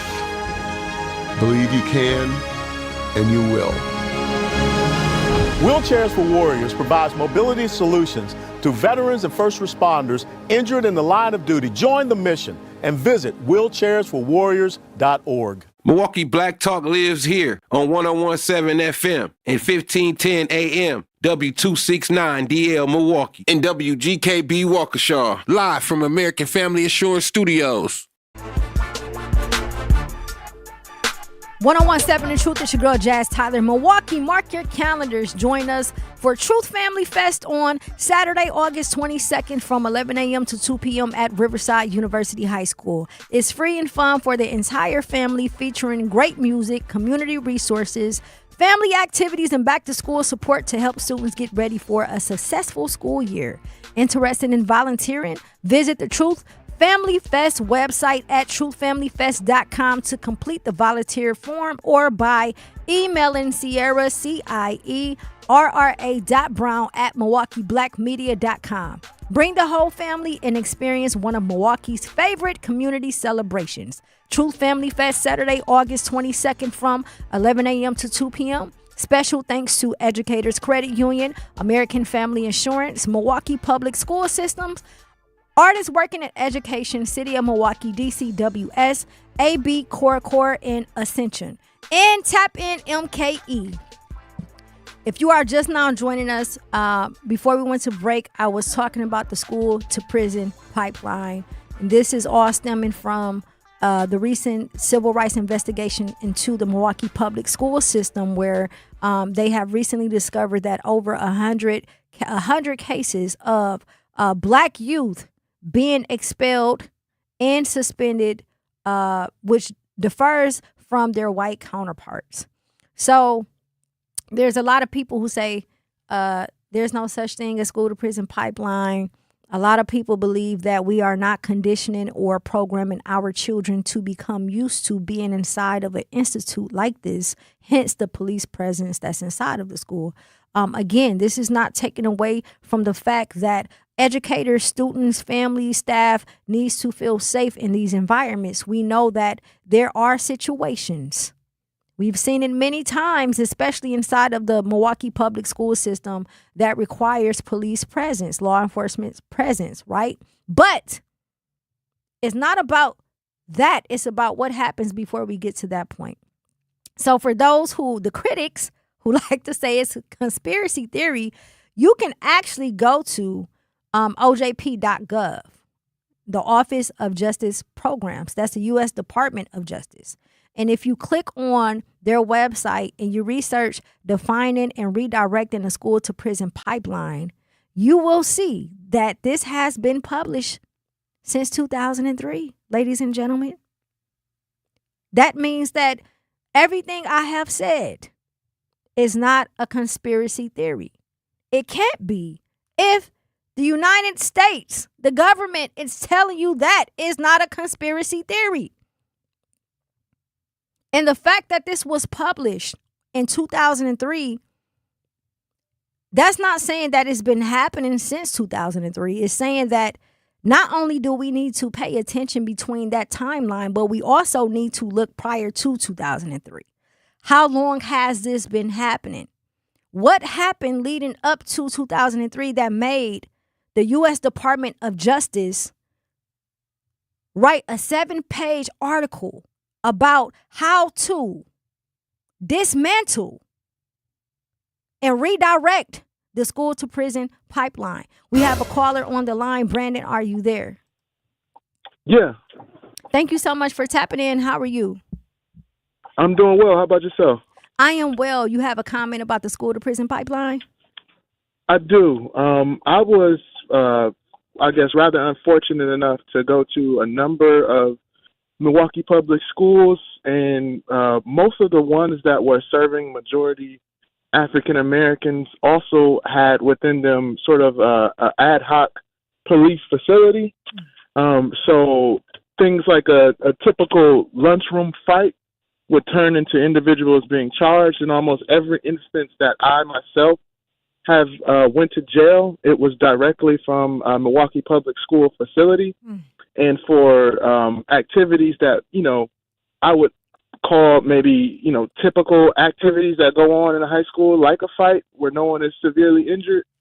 I'd also like to say that they also had policies that seemed to kind of turn you over to the wolves. For instance, when I went to Bradley Tech, if you arrived to that school after about 8:35, you were given a pending suspension and forced to leave the building. And this satisfied MPS's requirement to dock you as having come and then kind of get the money for you arriving. Yes. But not actually have to provide education for you. And the only way around that is if your parent was present. So almost every day there was a contingent of usually African-American men that were turned away, and they would then get picked up by a police force, I think at the time was known as tabs. Yep. And then I'd also like to add that when I did go to jail, one of the things that really jumped out at me was how similar it was to my Milwaukee Public Schools. The bells were the same,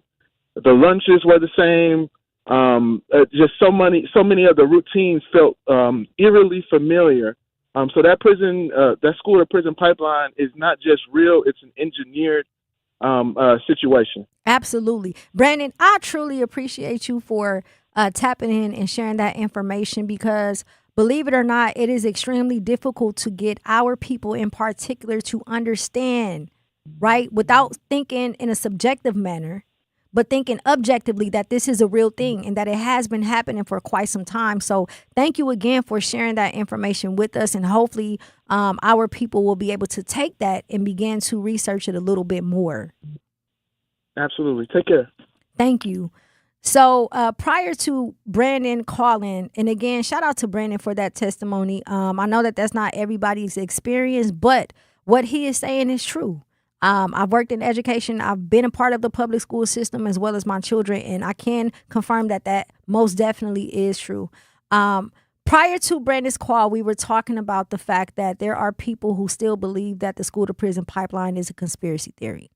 And if you go to the U.S. Department of Justice Office of Justice Programs, you will see a 7-page document that was published in 2003 titled New Directions for Youth Development, meaning that this has been going on for quite some time. So according to this document, this public school system in this country is plagued by vast inequalities that are frequently defined along lines of race and class, and recent policy trends appear to be intensifying these inequalities.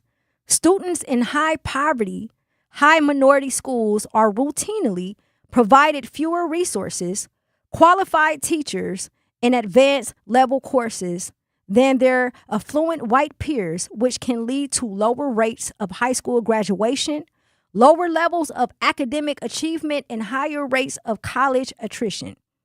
A related trend is also seen in school discipline and the criminal justice system, with minority youth being overly represented and subjected to more severe sanctions.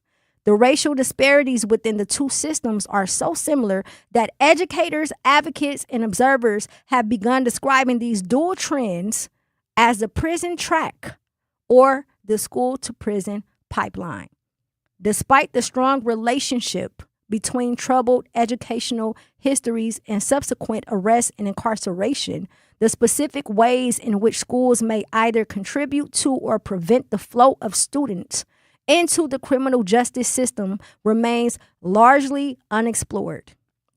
In May of 2003, the Civil Rights Project at Harvard University and the Institute on Race and Justice at Northeastern University sponsored a conference on the concept of the school to prison pipeline.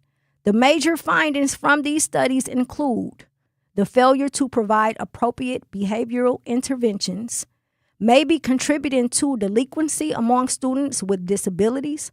Following removal from school, many students experience enormous difficulty in re-entering school. Ineffective interventions and programs that reduce risk and enhance protective factors for youth at risk for delinquency exit. These students clearly suggest that the school-to-prison pipeline is preventable, but harnessing the political will to do so is difficult. This is coming directly from the U.S. Department of Justice, Office of Justice Programs in 2003. 2003.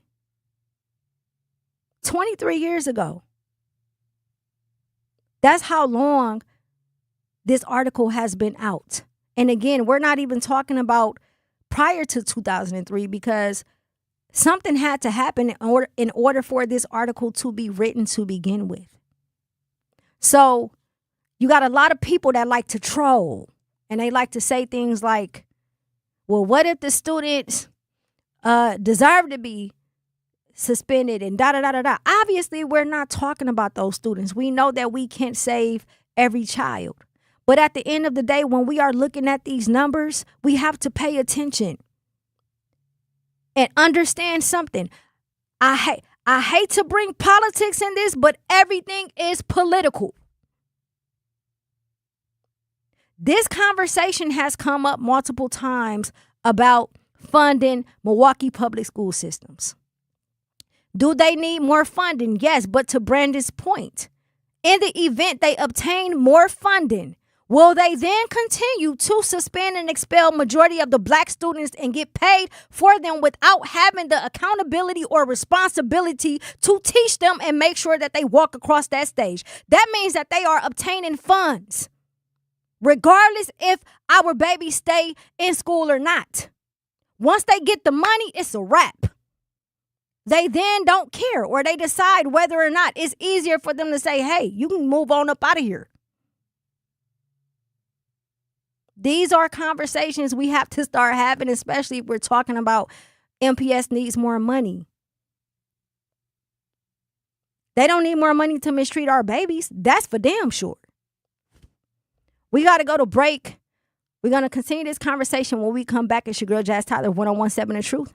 Milwaukee, mark your calendars. Truth Family Fest on Saturday, August 22nd from 11 a.m. to 2 p.m. at Riverside University High School. Interested in volunteering? Visit truthfamilyfest.com or by emailing Sierra, Cierra.brown@milwaukeeblackmedia.com. Special thanks to Educators Credit Union, American Family Insurance, Milwaukee Public Schools, Artists Working in Education, City of Milwaukee, Department of Community Wellness and Safety, AB Core, Tap In MKE, and Ascension. Milwaukee, we need more leaders. If you're a man 24 or older, it's time to stop talking about change and be the change. Join the 100 Black Men of Milwaukee, where successful men come together to mentor youth, strengthen our community, and build the next generation of leaders. Your experience, your wisdom, your legacy, it all matters. Visit Milwaukee100.org, click membership, and apply today. 100 Black Men of Milwaukee. What they see is what they'll be.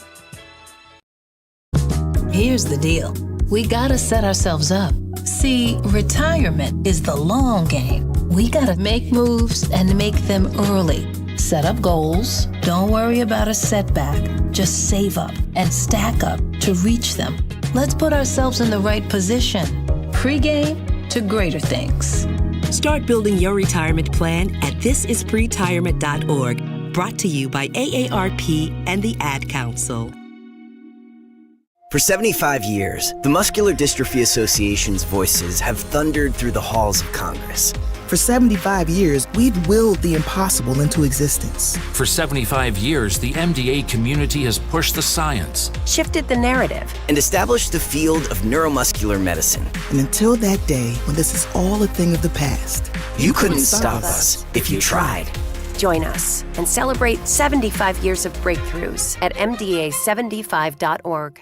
Talking about guns with others might not always feel comfortable, but it could save a life. Here's a way to start a conversation. Your family is going over to your neighbor's home for dinner for the first time.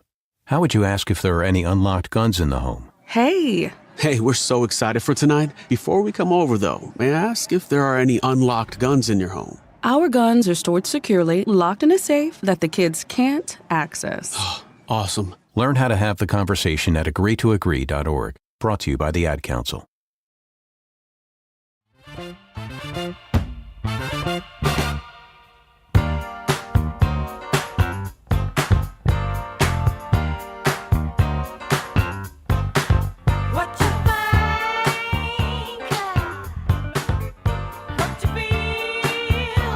.101.7 The Truth. Is your girl Jazz Tyler. You are officially tapped in. If you are just now joining us, we are talking about the school to prison pipeline. Shout out to everybody who is tuning in. Shout out to the chat. Mark Reed says if we don't have bad behavior from the students, we wouldn't have to worry about prison pipeline. Kids got to understand we are not like everybody else. Black children, black adult, aim higher standard. And you know what, Mark? I agree. That is the reality. The reality is that if we don't have this behavior, then we won't have to deal with it. However, that's similar to saying if people stop killing, then nobody would die, right? We're in a society where you got to have it's the yin and yang, it's balance, right? There's going to be good and bad. We understand that. But to your point, what's most important about what you said, Mark, is that our youth have to understand that we are not like everybody else. Oh my gosh. That's probably the best thing I've heard during this entire show, other than the testimony from Brandon, primarily because the reality is they don't understand. They don't understand that we are not like everybody else. I just had this conversation with my oldest daughter. I helped her move herself into her dorm today. Huge shout out to my daughter, Kennedy. She started college. We moved her into her dorm today. And I was telling her, while you're here, be careful. Especially when you're walking around at night. Watch what you say. Watch what you do, right? You walking around like, hey, where my ninja so-and-so at? Hey, you're at an all-white Catholic college, university, I mean. They're not going to treat you the same way. And you're a basketball player. And you're black. The odds are already stacked up against you. Parents, if you don't do anything else, please educate your child enough to where they understand that we as a people are not the same as everybody else. And obviously, this civil rights investigation into the Milwaukee public school system is showing that. The facts and the proof are in the pudding. The document from the U.S. Department of Justice that was published in 2003 states a related trend is also seen in school discipline and the criminal justice system, with minority youth being overly represented and subjected to more severe sanctions. They're telling you, the government is telling you that we are not the same. So to our youth that's listening, shout out to our youth at the Safe Summer site that tapped in earlier from the Boys and Girls Club, Mary Ryan. If you're listening, I want y'all to know first and foremost that you are beautiful. You are beautiful, young, black, brown, young ladies and young men. Your hair is beautiful. Your skin is beautiful. Where you come from is beautiful. Doesn't matter if it's rough. You are a beautiful human being and you matter. Your safety matters. Your education matters. But baby, you are not the same as everybody else. We are not the same. We are held at a higher standard. We have to work twice as hard in every room we walk in. Not just when it comes to the opposite ethnicities, but even our own people. Sometimes our own people is the worst. Shout out to the chat. What's up, Marty? Thank you so much for tapping in. He said, no more Nolan Wells, Miss Jenkins. Raise your kids to be smart, woke, alert. Hello. Black is different in all colors. Exactly. So this document is saying a related trend is also seen in school discipline in the criminal justice system, with minority youth being overly represented and subjected to more severe sanctions. The racial disparities within the two systems are so similar that educators, advocates, and observers have begun describing these dual trends as the prison track or school to prison pipeline. Despite the strong relationship between troubled educational histories and subsequent arrest and incarceration, the specific ways in which schools matter either contribute to or prevent the flow of students into the criminal justice system remains largely unexplored. That means that although the government, the people, the civil rights federal investigation has proven that there indeed is a prison track, aka school to prison pipeline, for some reason, they still have not put enough research into this. Why haven't they put enough research into this, Jazz? Yes, I'm talking in third person. Because they make too much money off of us acting a damn fool. It's all fluff. It's smoke and mirrors. They're not going to take us out of poverty and give us what we need and give us adequate food inside of the schools, because that's another thing. When you go in the school system and you see the food that they serve, it looks like food in jail.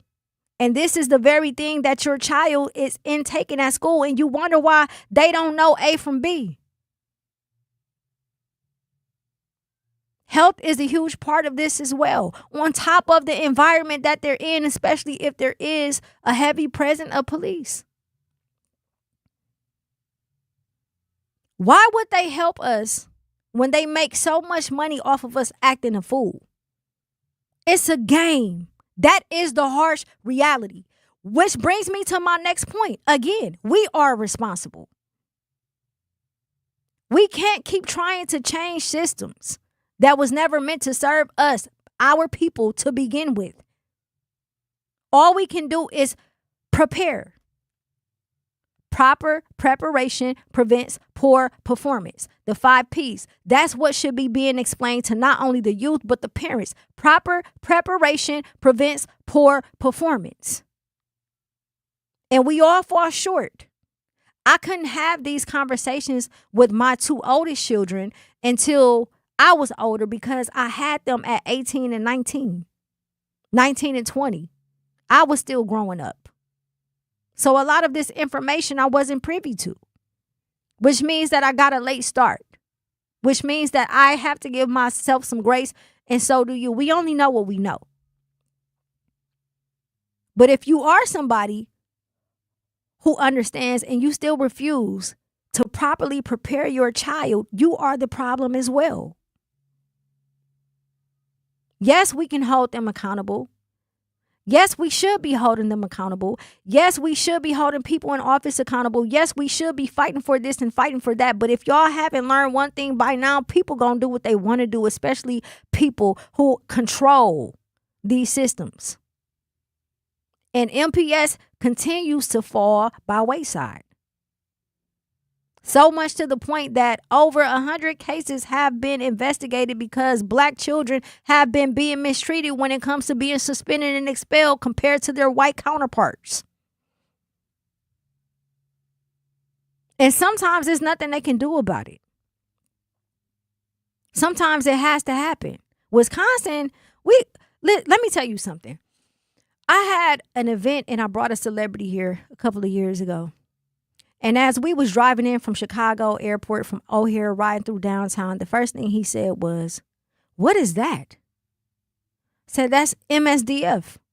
What is MSDF? A 23-hour lockdown, maximum secured prison. What is that over there? The Milwaukee County Jail. Do you understand that as soon as you step foot into the city of Milwaukee and you rock past that bridge, the first thing you see is a 23-hour maximum security prison across the street from the county jail? And then you drive your way on up to Keith Avenue in Port Washington and you see a women's prison right there. Then you go down Locust Street to Fond du Lac and it's a halfway house right there. Then you go on over to Watertown Plankinton Road and it's the juvenile detention facility right there. Not to mention the one that's being built on Calumet Road in District 9. Hello. How many prisons did I just name in the inner city of Milwaukee. Any, mini, money, mo, catch a tiger by his toe. If he holler, let him go. Any, mini, money, mo. We have, basically they're saying y'all can pick one. It's enough for everybody. We got women prison, youth prison, men's prison, adult prison, all in the inner city of Milwaukee. And think about how small this city is. Not to mention the prisons throughout the entire state. I don't know why when I just said prisons like that, it sounded like Trump. Oh, Lord. Not to mention the prisons throughout the entire state of Wisconsin. But seriously, this is the first thing that we see when we enter the city of Milwaukee. And to me, we don't see, again, you have to imagine this. You have to envision this. You are riding past the bridge from the south side, not the Hogan Bridge, but the bridge from the south side going towards Green Bay. And you're riding through downtown, the outskirts, and you see this. This is the first thing that you see. How welcoming is that?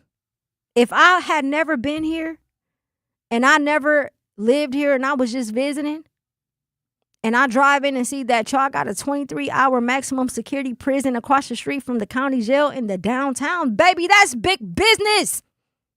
They are telling you that's big business. And guess what? They want to keep those institutions filled because that's how they make money. The more they lock our babies up, that's free labor. That's free labor. So again, if we sit here and think that this is not by design, you are sadly mistaken. You are sadly mistaken. It indeed is by design. How do we know this? The 13th Amendment to the U.S. Constitution officially ended slavery enforced labor across the entire United States, making it illegal to own another person with one specific exception.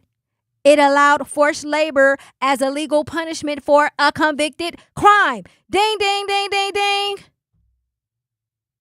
Slavery still exists, people. Slavery still exists. The prison is slavery. Not to mention the mental slavery. Why do they keep suspending and expelling our babies? Because they are grooming slaves to go to prison and work for them, making 10 cents on a dot. Pay attention. Let's finish this conversation when we come back from break. It's your girl, Jazz Tyler, 101.7 The Truth. Looking for fun, adventure, and family-friendly activities this summer? Discover Milwaukee's Urban Ecology Center with locations in Riverside Park, Washington Park, and Menominee Valley. Explore hiking trails, family programs, outdoor adventures, community events, and opportunities to connect with nature right in your neighborhood. Whether you're looking for a weekend adventure or a summer-long experience, Urban Ecology Center has something for everyone. Learn more and register today at urbanecologycenter.org. Nature is closer than you think. Wherever there's a need in our communities, there's a United Way, improving lives so everyone can thrive. Where more people can gain access to healthcare and nutritious food for their tables. Where more community members can benefit from financial education and get connected to local resources for housing support. And where children are given more chances to reach their full potential. Community is where we find our strength and where we share our hope. United is the way. Visit unitedway.org. Are people around me safe when I vape? Science does not support that belief. Exhaled vape emissions linger in the air, affecting indoor air quality and bystanders in the same space through secondhand exposure. Vaping emissions can also accumulate on clothes, hair, dust, and furniture, leading to exposure risks to bystanders of all ages. And vaping around a pregnant person can lead to serious health impacts on fetal and childhood development. Enough with the puff. Learn more at ul.org/vaping. My mom has decided to learn to paint, and she's good. My dad's now into creative cuisine, and I've already put on 6 pounds. Learning new things comes with age. My mom, she started forgetting my name and what we're talking about. Forgetting well-known things doesn't. Memory loss may be a sign of Alzheimer's disease. Early detection gives you and your loved one time to plan for the future. Learn the warning signs of Alzheimer's at 10signs.org. Brought to you by the Alzheimer's Association and the Ad Council. The possibility of lung cancer can be pretty scary, especially if you're one of approximately 8 million current or former smokers at high risk. That's why SaveByTheScan.org wants you to know that now there's a breakthrough low-dose CT scan that can detect lung cancer early, and it only takes 60 seconds. You stop smoking, now start screening. For an easy quiz to see if you're eligible, visit SaveByTheScan.org. It could save your life. SaveByTheScan.org is brought to you by the American Lung Association's Lung Force Initiative and the Ad Council. Reading aloud to children sharpens their listening skills, expands their vocabularies, and nurtures a lifelong love of reading. That's why Reading is Fundamental, the nation's leading children's literacy nonprofit, offers free monthly read-alouds by popular authors through its Rally to Read program. Visit rallytoread.org to watch the read-alouds and discover exciting reading activities for school and home. Visit rallytoread.org today.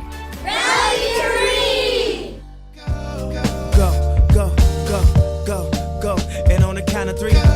1017 The Truth, it's your girl Jazz Tyler. You are live and direct with me at the award-winning 1017 The Truth at the beautiful American Family Insurance Studio in the heart of downtown Milwaukee. If you are just now joining us, we are talking about the case, the federal civil rights investigation into the Milwaukee public school system surrounding the fact that they have been suspending black kids and expelling them more than white kids or any other race.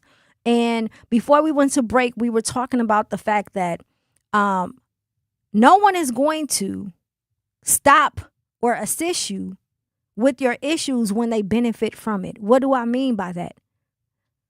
When you pull into the city of Milwaukee, the first thing you see is MSDF in a county jail. When you go on Keefe, you see a women's prison. You go on Fond du Lac, you see a halfway house. You go on Watertown, Plankinton Road, and there's a juvenile detention facility, as well as the one that they're building on Calumet, which means that that's big business and also that they're making money off of it. And we're talking about the school to prison pipeline. The fact that they are putting our babies in institutions and environments, preparing them to go to prison. Is this a conspiracy theory? No, because it's on the U.S. Department of Justice website. It was an article published in 2003. And what are they doing? So what are they doing? They are grooming our babies to be slaves. Well, slavery ended. No, it didn't. The 13th Amendment to the U.S. Constitution has two main sections. It officially ended slavery and involuntary servitude everywhere in the United States unless used as a punishment for a convicted crime. What does that mean? The loophole. Forced labor is still legal if it is used as a punishment for a crime. The condition: a person must first be formally charged, put on trial, and found guilty by the court of law. Modern impact. This exception allows prisons to legally require inmates to work for little to no pay. Slavery. They are literally grooming our babies to be slaves. And to the brother's point earlier, Mark, if we don't start making our youth understand that we are not like everybody else and that we have to work twice as hard to make sure that we don't put ourselves in situations that could potentially land us in prison or in a casket, then they're going to continue to groom them to be a slave. This is the harsh reality. Not to mention MPS. MPS, you're saying you don't have money. Why will we pay you to mistreat our children? Why are we paying you to mistreat our babies? Brandon earlier called in and said, hey, what they do is get the money for you.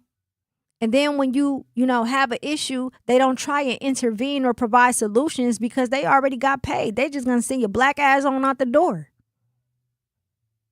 Got to go. Don't matter. We got paid. Whatever happens, happens, but we got paid.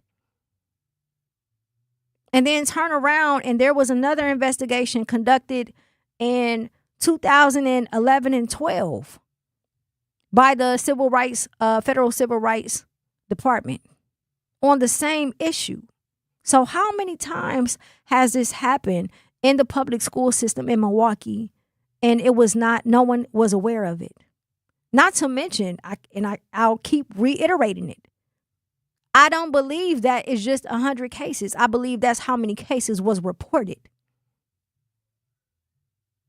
If we have 65,000 youth who are in attendance at the public school system, you can't tell me that only 100 of them have experienced this. Not even just Milwaukee public school system, Greenfield, Brookfield. Come on, let's talk about it. The surrounding areas too. We have to pay attention. We cannot just continue to allow this to fly past us and say, oh, we read it in an article, we're knowledgeable about it. And then that's it. Just because it may not be happening to your child, just because your child may not be the child who continuously ends up suspended or expelled, doesn't mean that it's not affecting them. Because based on research, it states that even if it's not happening to them being in that environment alone is still affecting them.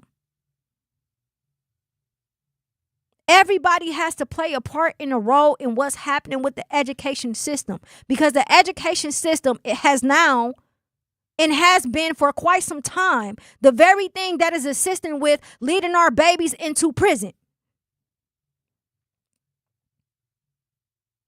Does education matter? Absolutely.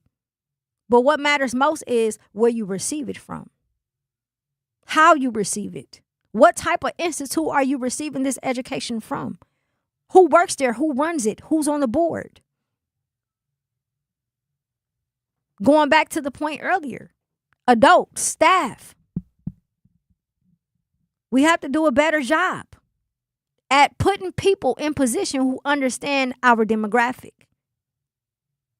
Not just white people, because there's some black people out here too who don't have a clue about nothing.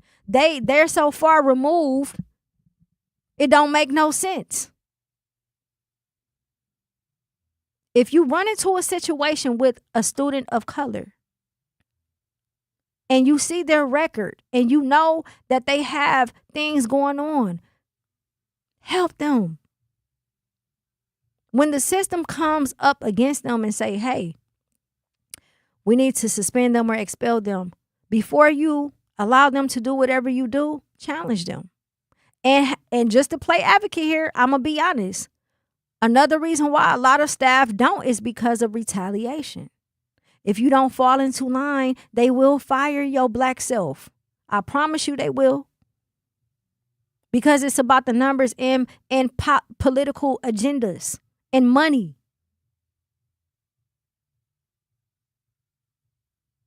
These are our children's lives that we're talking about here. We have to do more than just go to parent-teacher conference. We got to do more than showing up to basketball games. When your baby call you and tell you something ain't right with this teacher and they feel targeted, you better listen. I don't care how many times they done acted a fool before that. They are telling you for a specific reason. I've seen with my own eyes educators treat certain students a certain way. And you would be a fool to believe that adults don't like children. Y'all know the saying when we was growing up. My mama always told me if they don't like me, they don't like my kids. It's the same thing with some of these adults who are in these positions.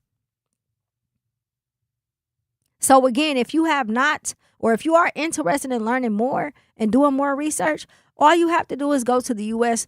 Department of Justice and look up the school to prison pipeline article that was published in 2003. Show this to your child. Show them the 13th Amendment as well, because they don't teach the amendments in school.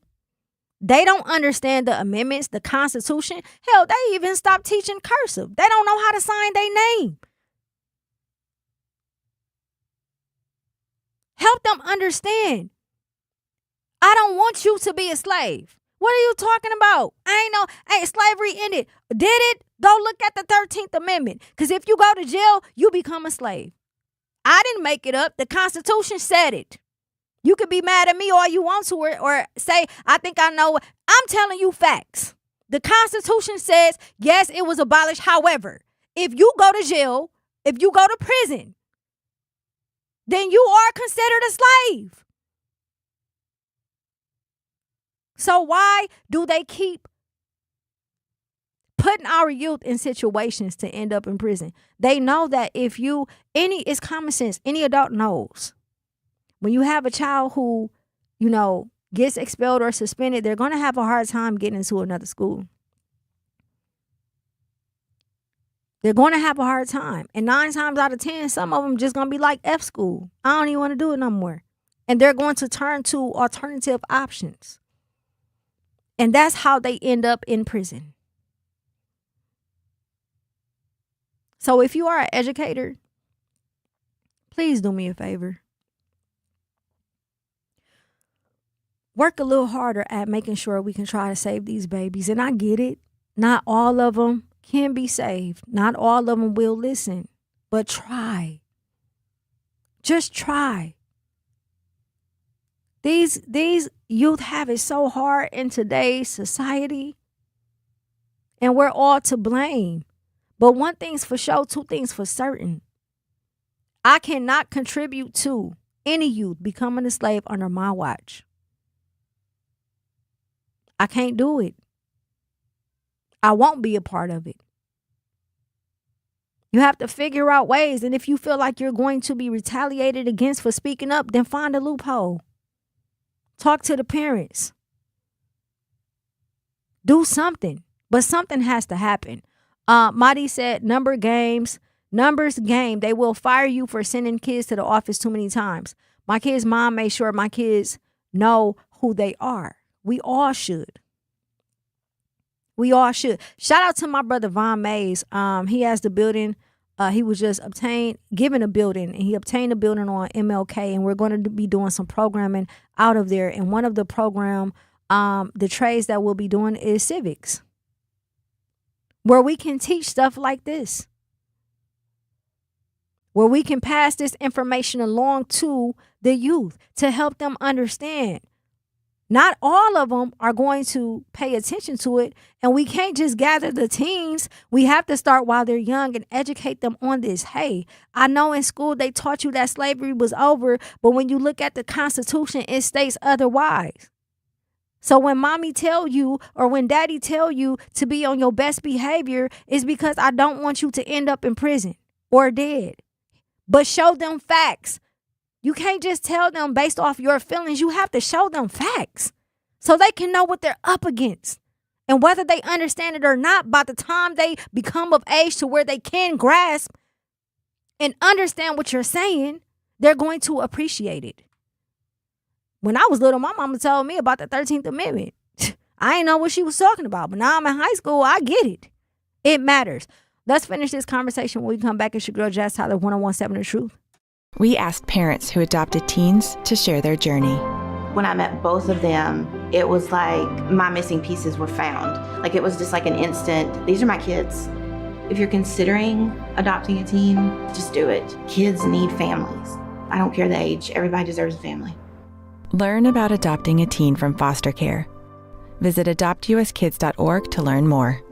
A message brought to you by Adopt US Kids, the U.S. Department of Health and Human Services, and the Ad Council. Not completing high school is more of a social thing than it was an academic thing. Even though all these years have passed, I still had that longing to have my diploma.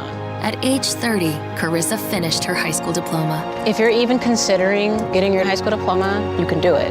No one gets a diploma alone. If you're thinking of finishing your high school diploma, you have help. Find free adult education classes near you at finishyourdiploma.org. That's finishyourdiploma.org. Brought to you by the Dollar General Literacy Foundation and the Ad Council.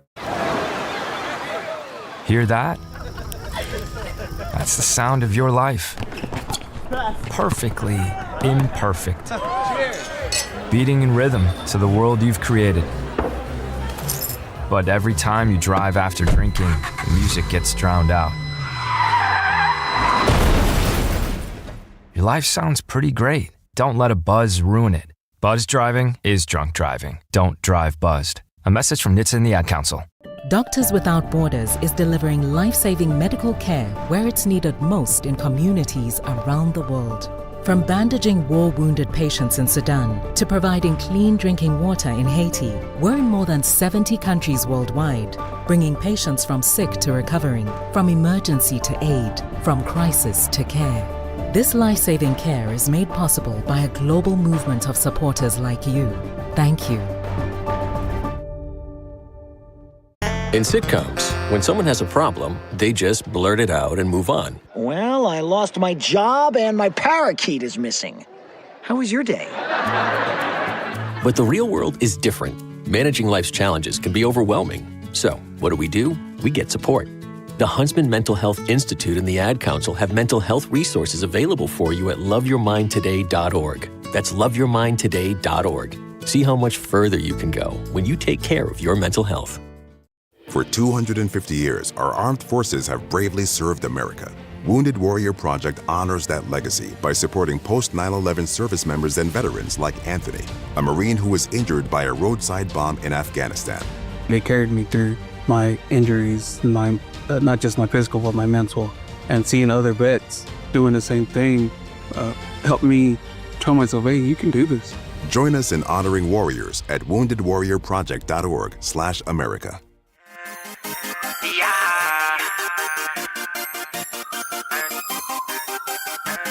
1017 The Truth. It's your girl, Jazz Tyler. We are live and direct at the award-winning 1017 The Truth. We have been talking about the lawsuit against MPS when it comes to how they choose to discipline our black babies, as well as the school-to-prison pipeline.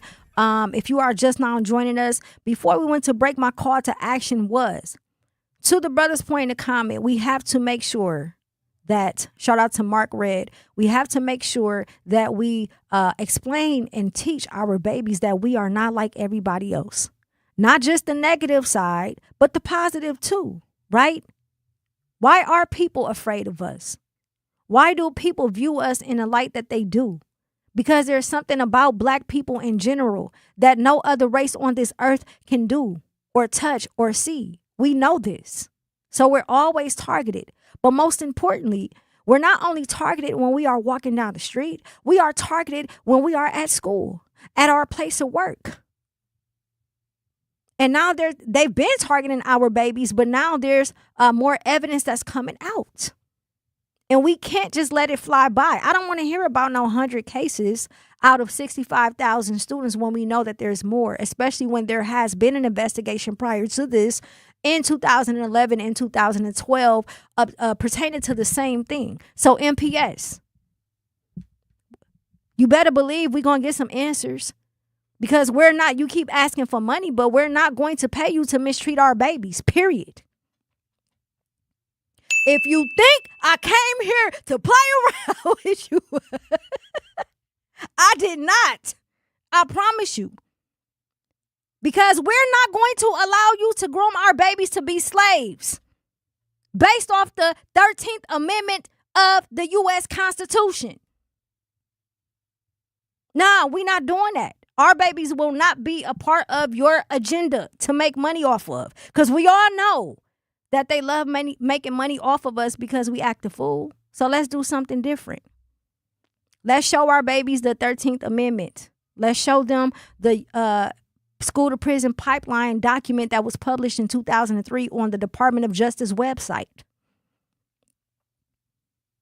Help them understand what is happening so that they can then begin to make their own conscious decisions. Whether they grasp it and whether they're competent enough in this very moment doesn't matter, because at the end of the day, they still need the information.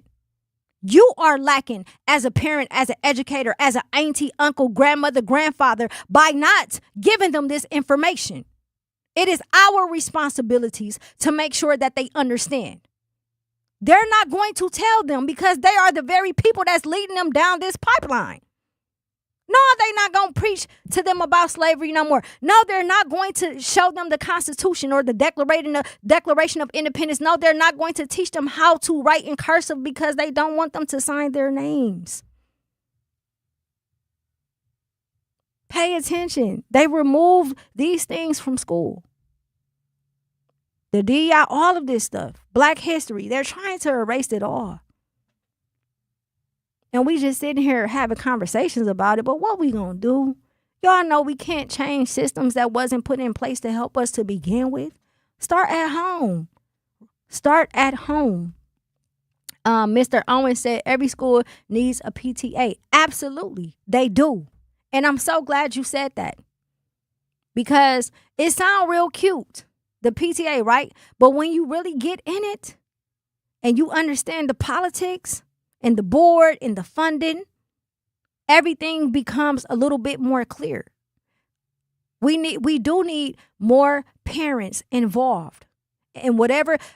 Let me make this clear too. You cannot bash parents who don't have the availability to go to the school to check in and do pop-ups because they don't have the flexibility. They have to work. Therefore, if you are a parent who have that flexibility, then it is your responsibility to go. So you can then go back and report to the other parents about what's going on, and y'all figure it out and come up with the game plan. But you have to be involved. Anybody at MAS can tell you that I took a job there when my daughter went there. I was on a parent-teacher ambassador team. I was at every basketball game. I was doing pop-ups. I had personal relationships with the staff just to make sure my daughter had the support system. I'm in your business.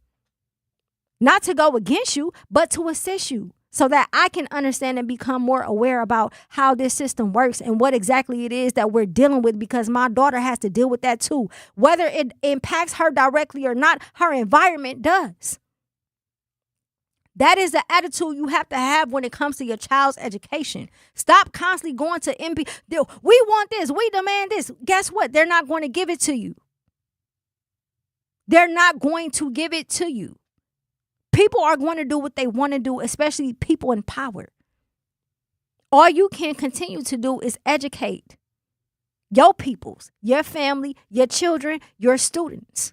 So to the educators out there, we know that currently in the school system, they don't teach Black history like that. They don't teach the amendments, any of these things. So when you get a quick second with a Black student, whether it's a young man or a young lady, have these conversations. Hey, come, let me talk to you. I want to put something in your ear right quick. I see you doing a good job. Stay on track.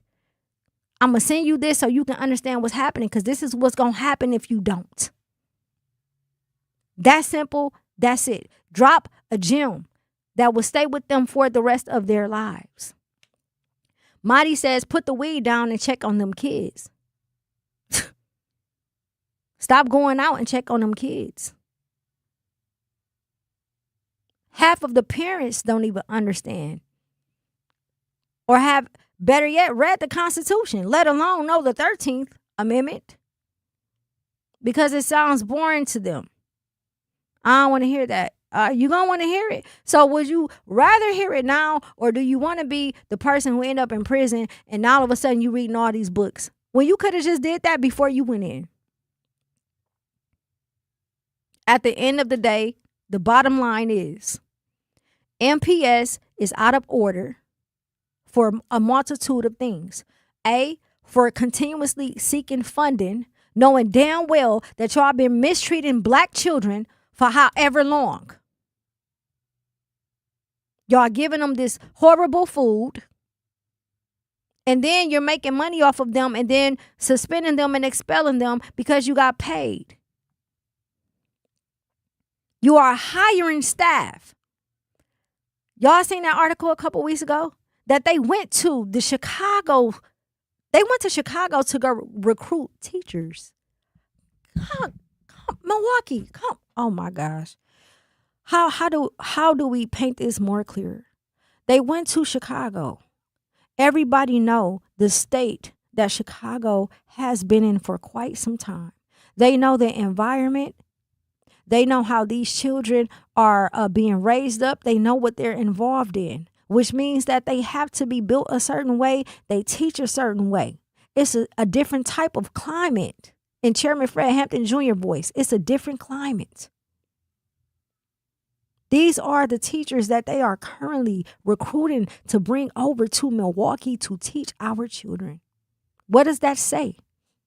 They are comparing our babies to the babies in Chicago, A. And B, they still are refusing to hire a demographic that serves our demographic.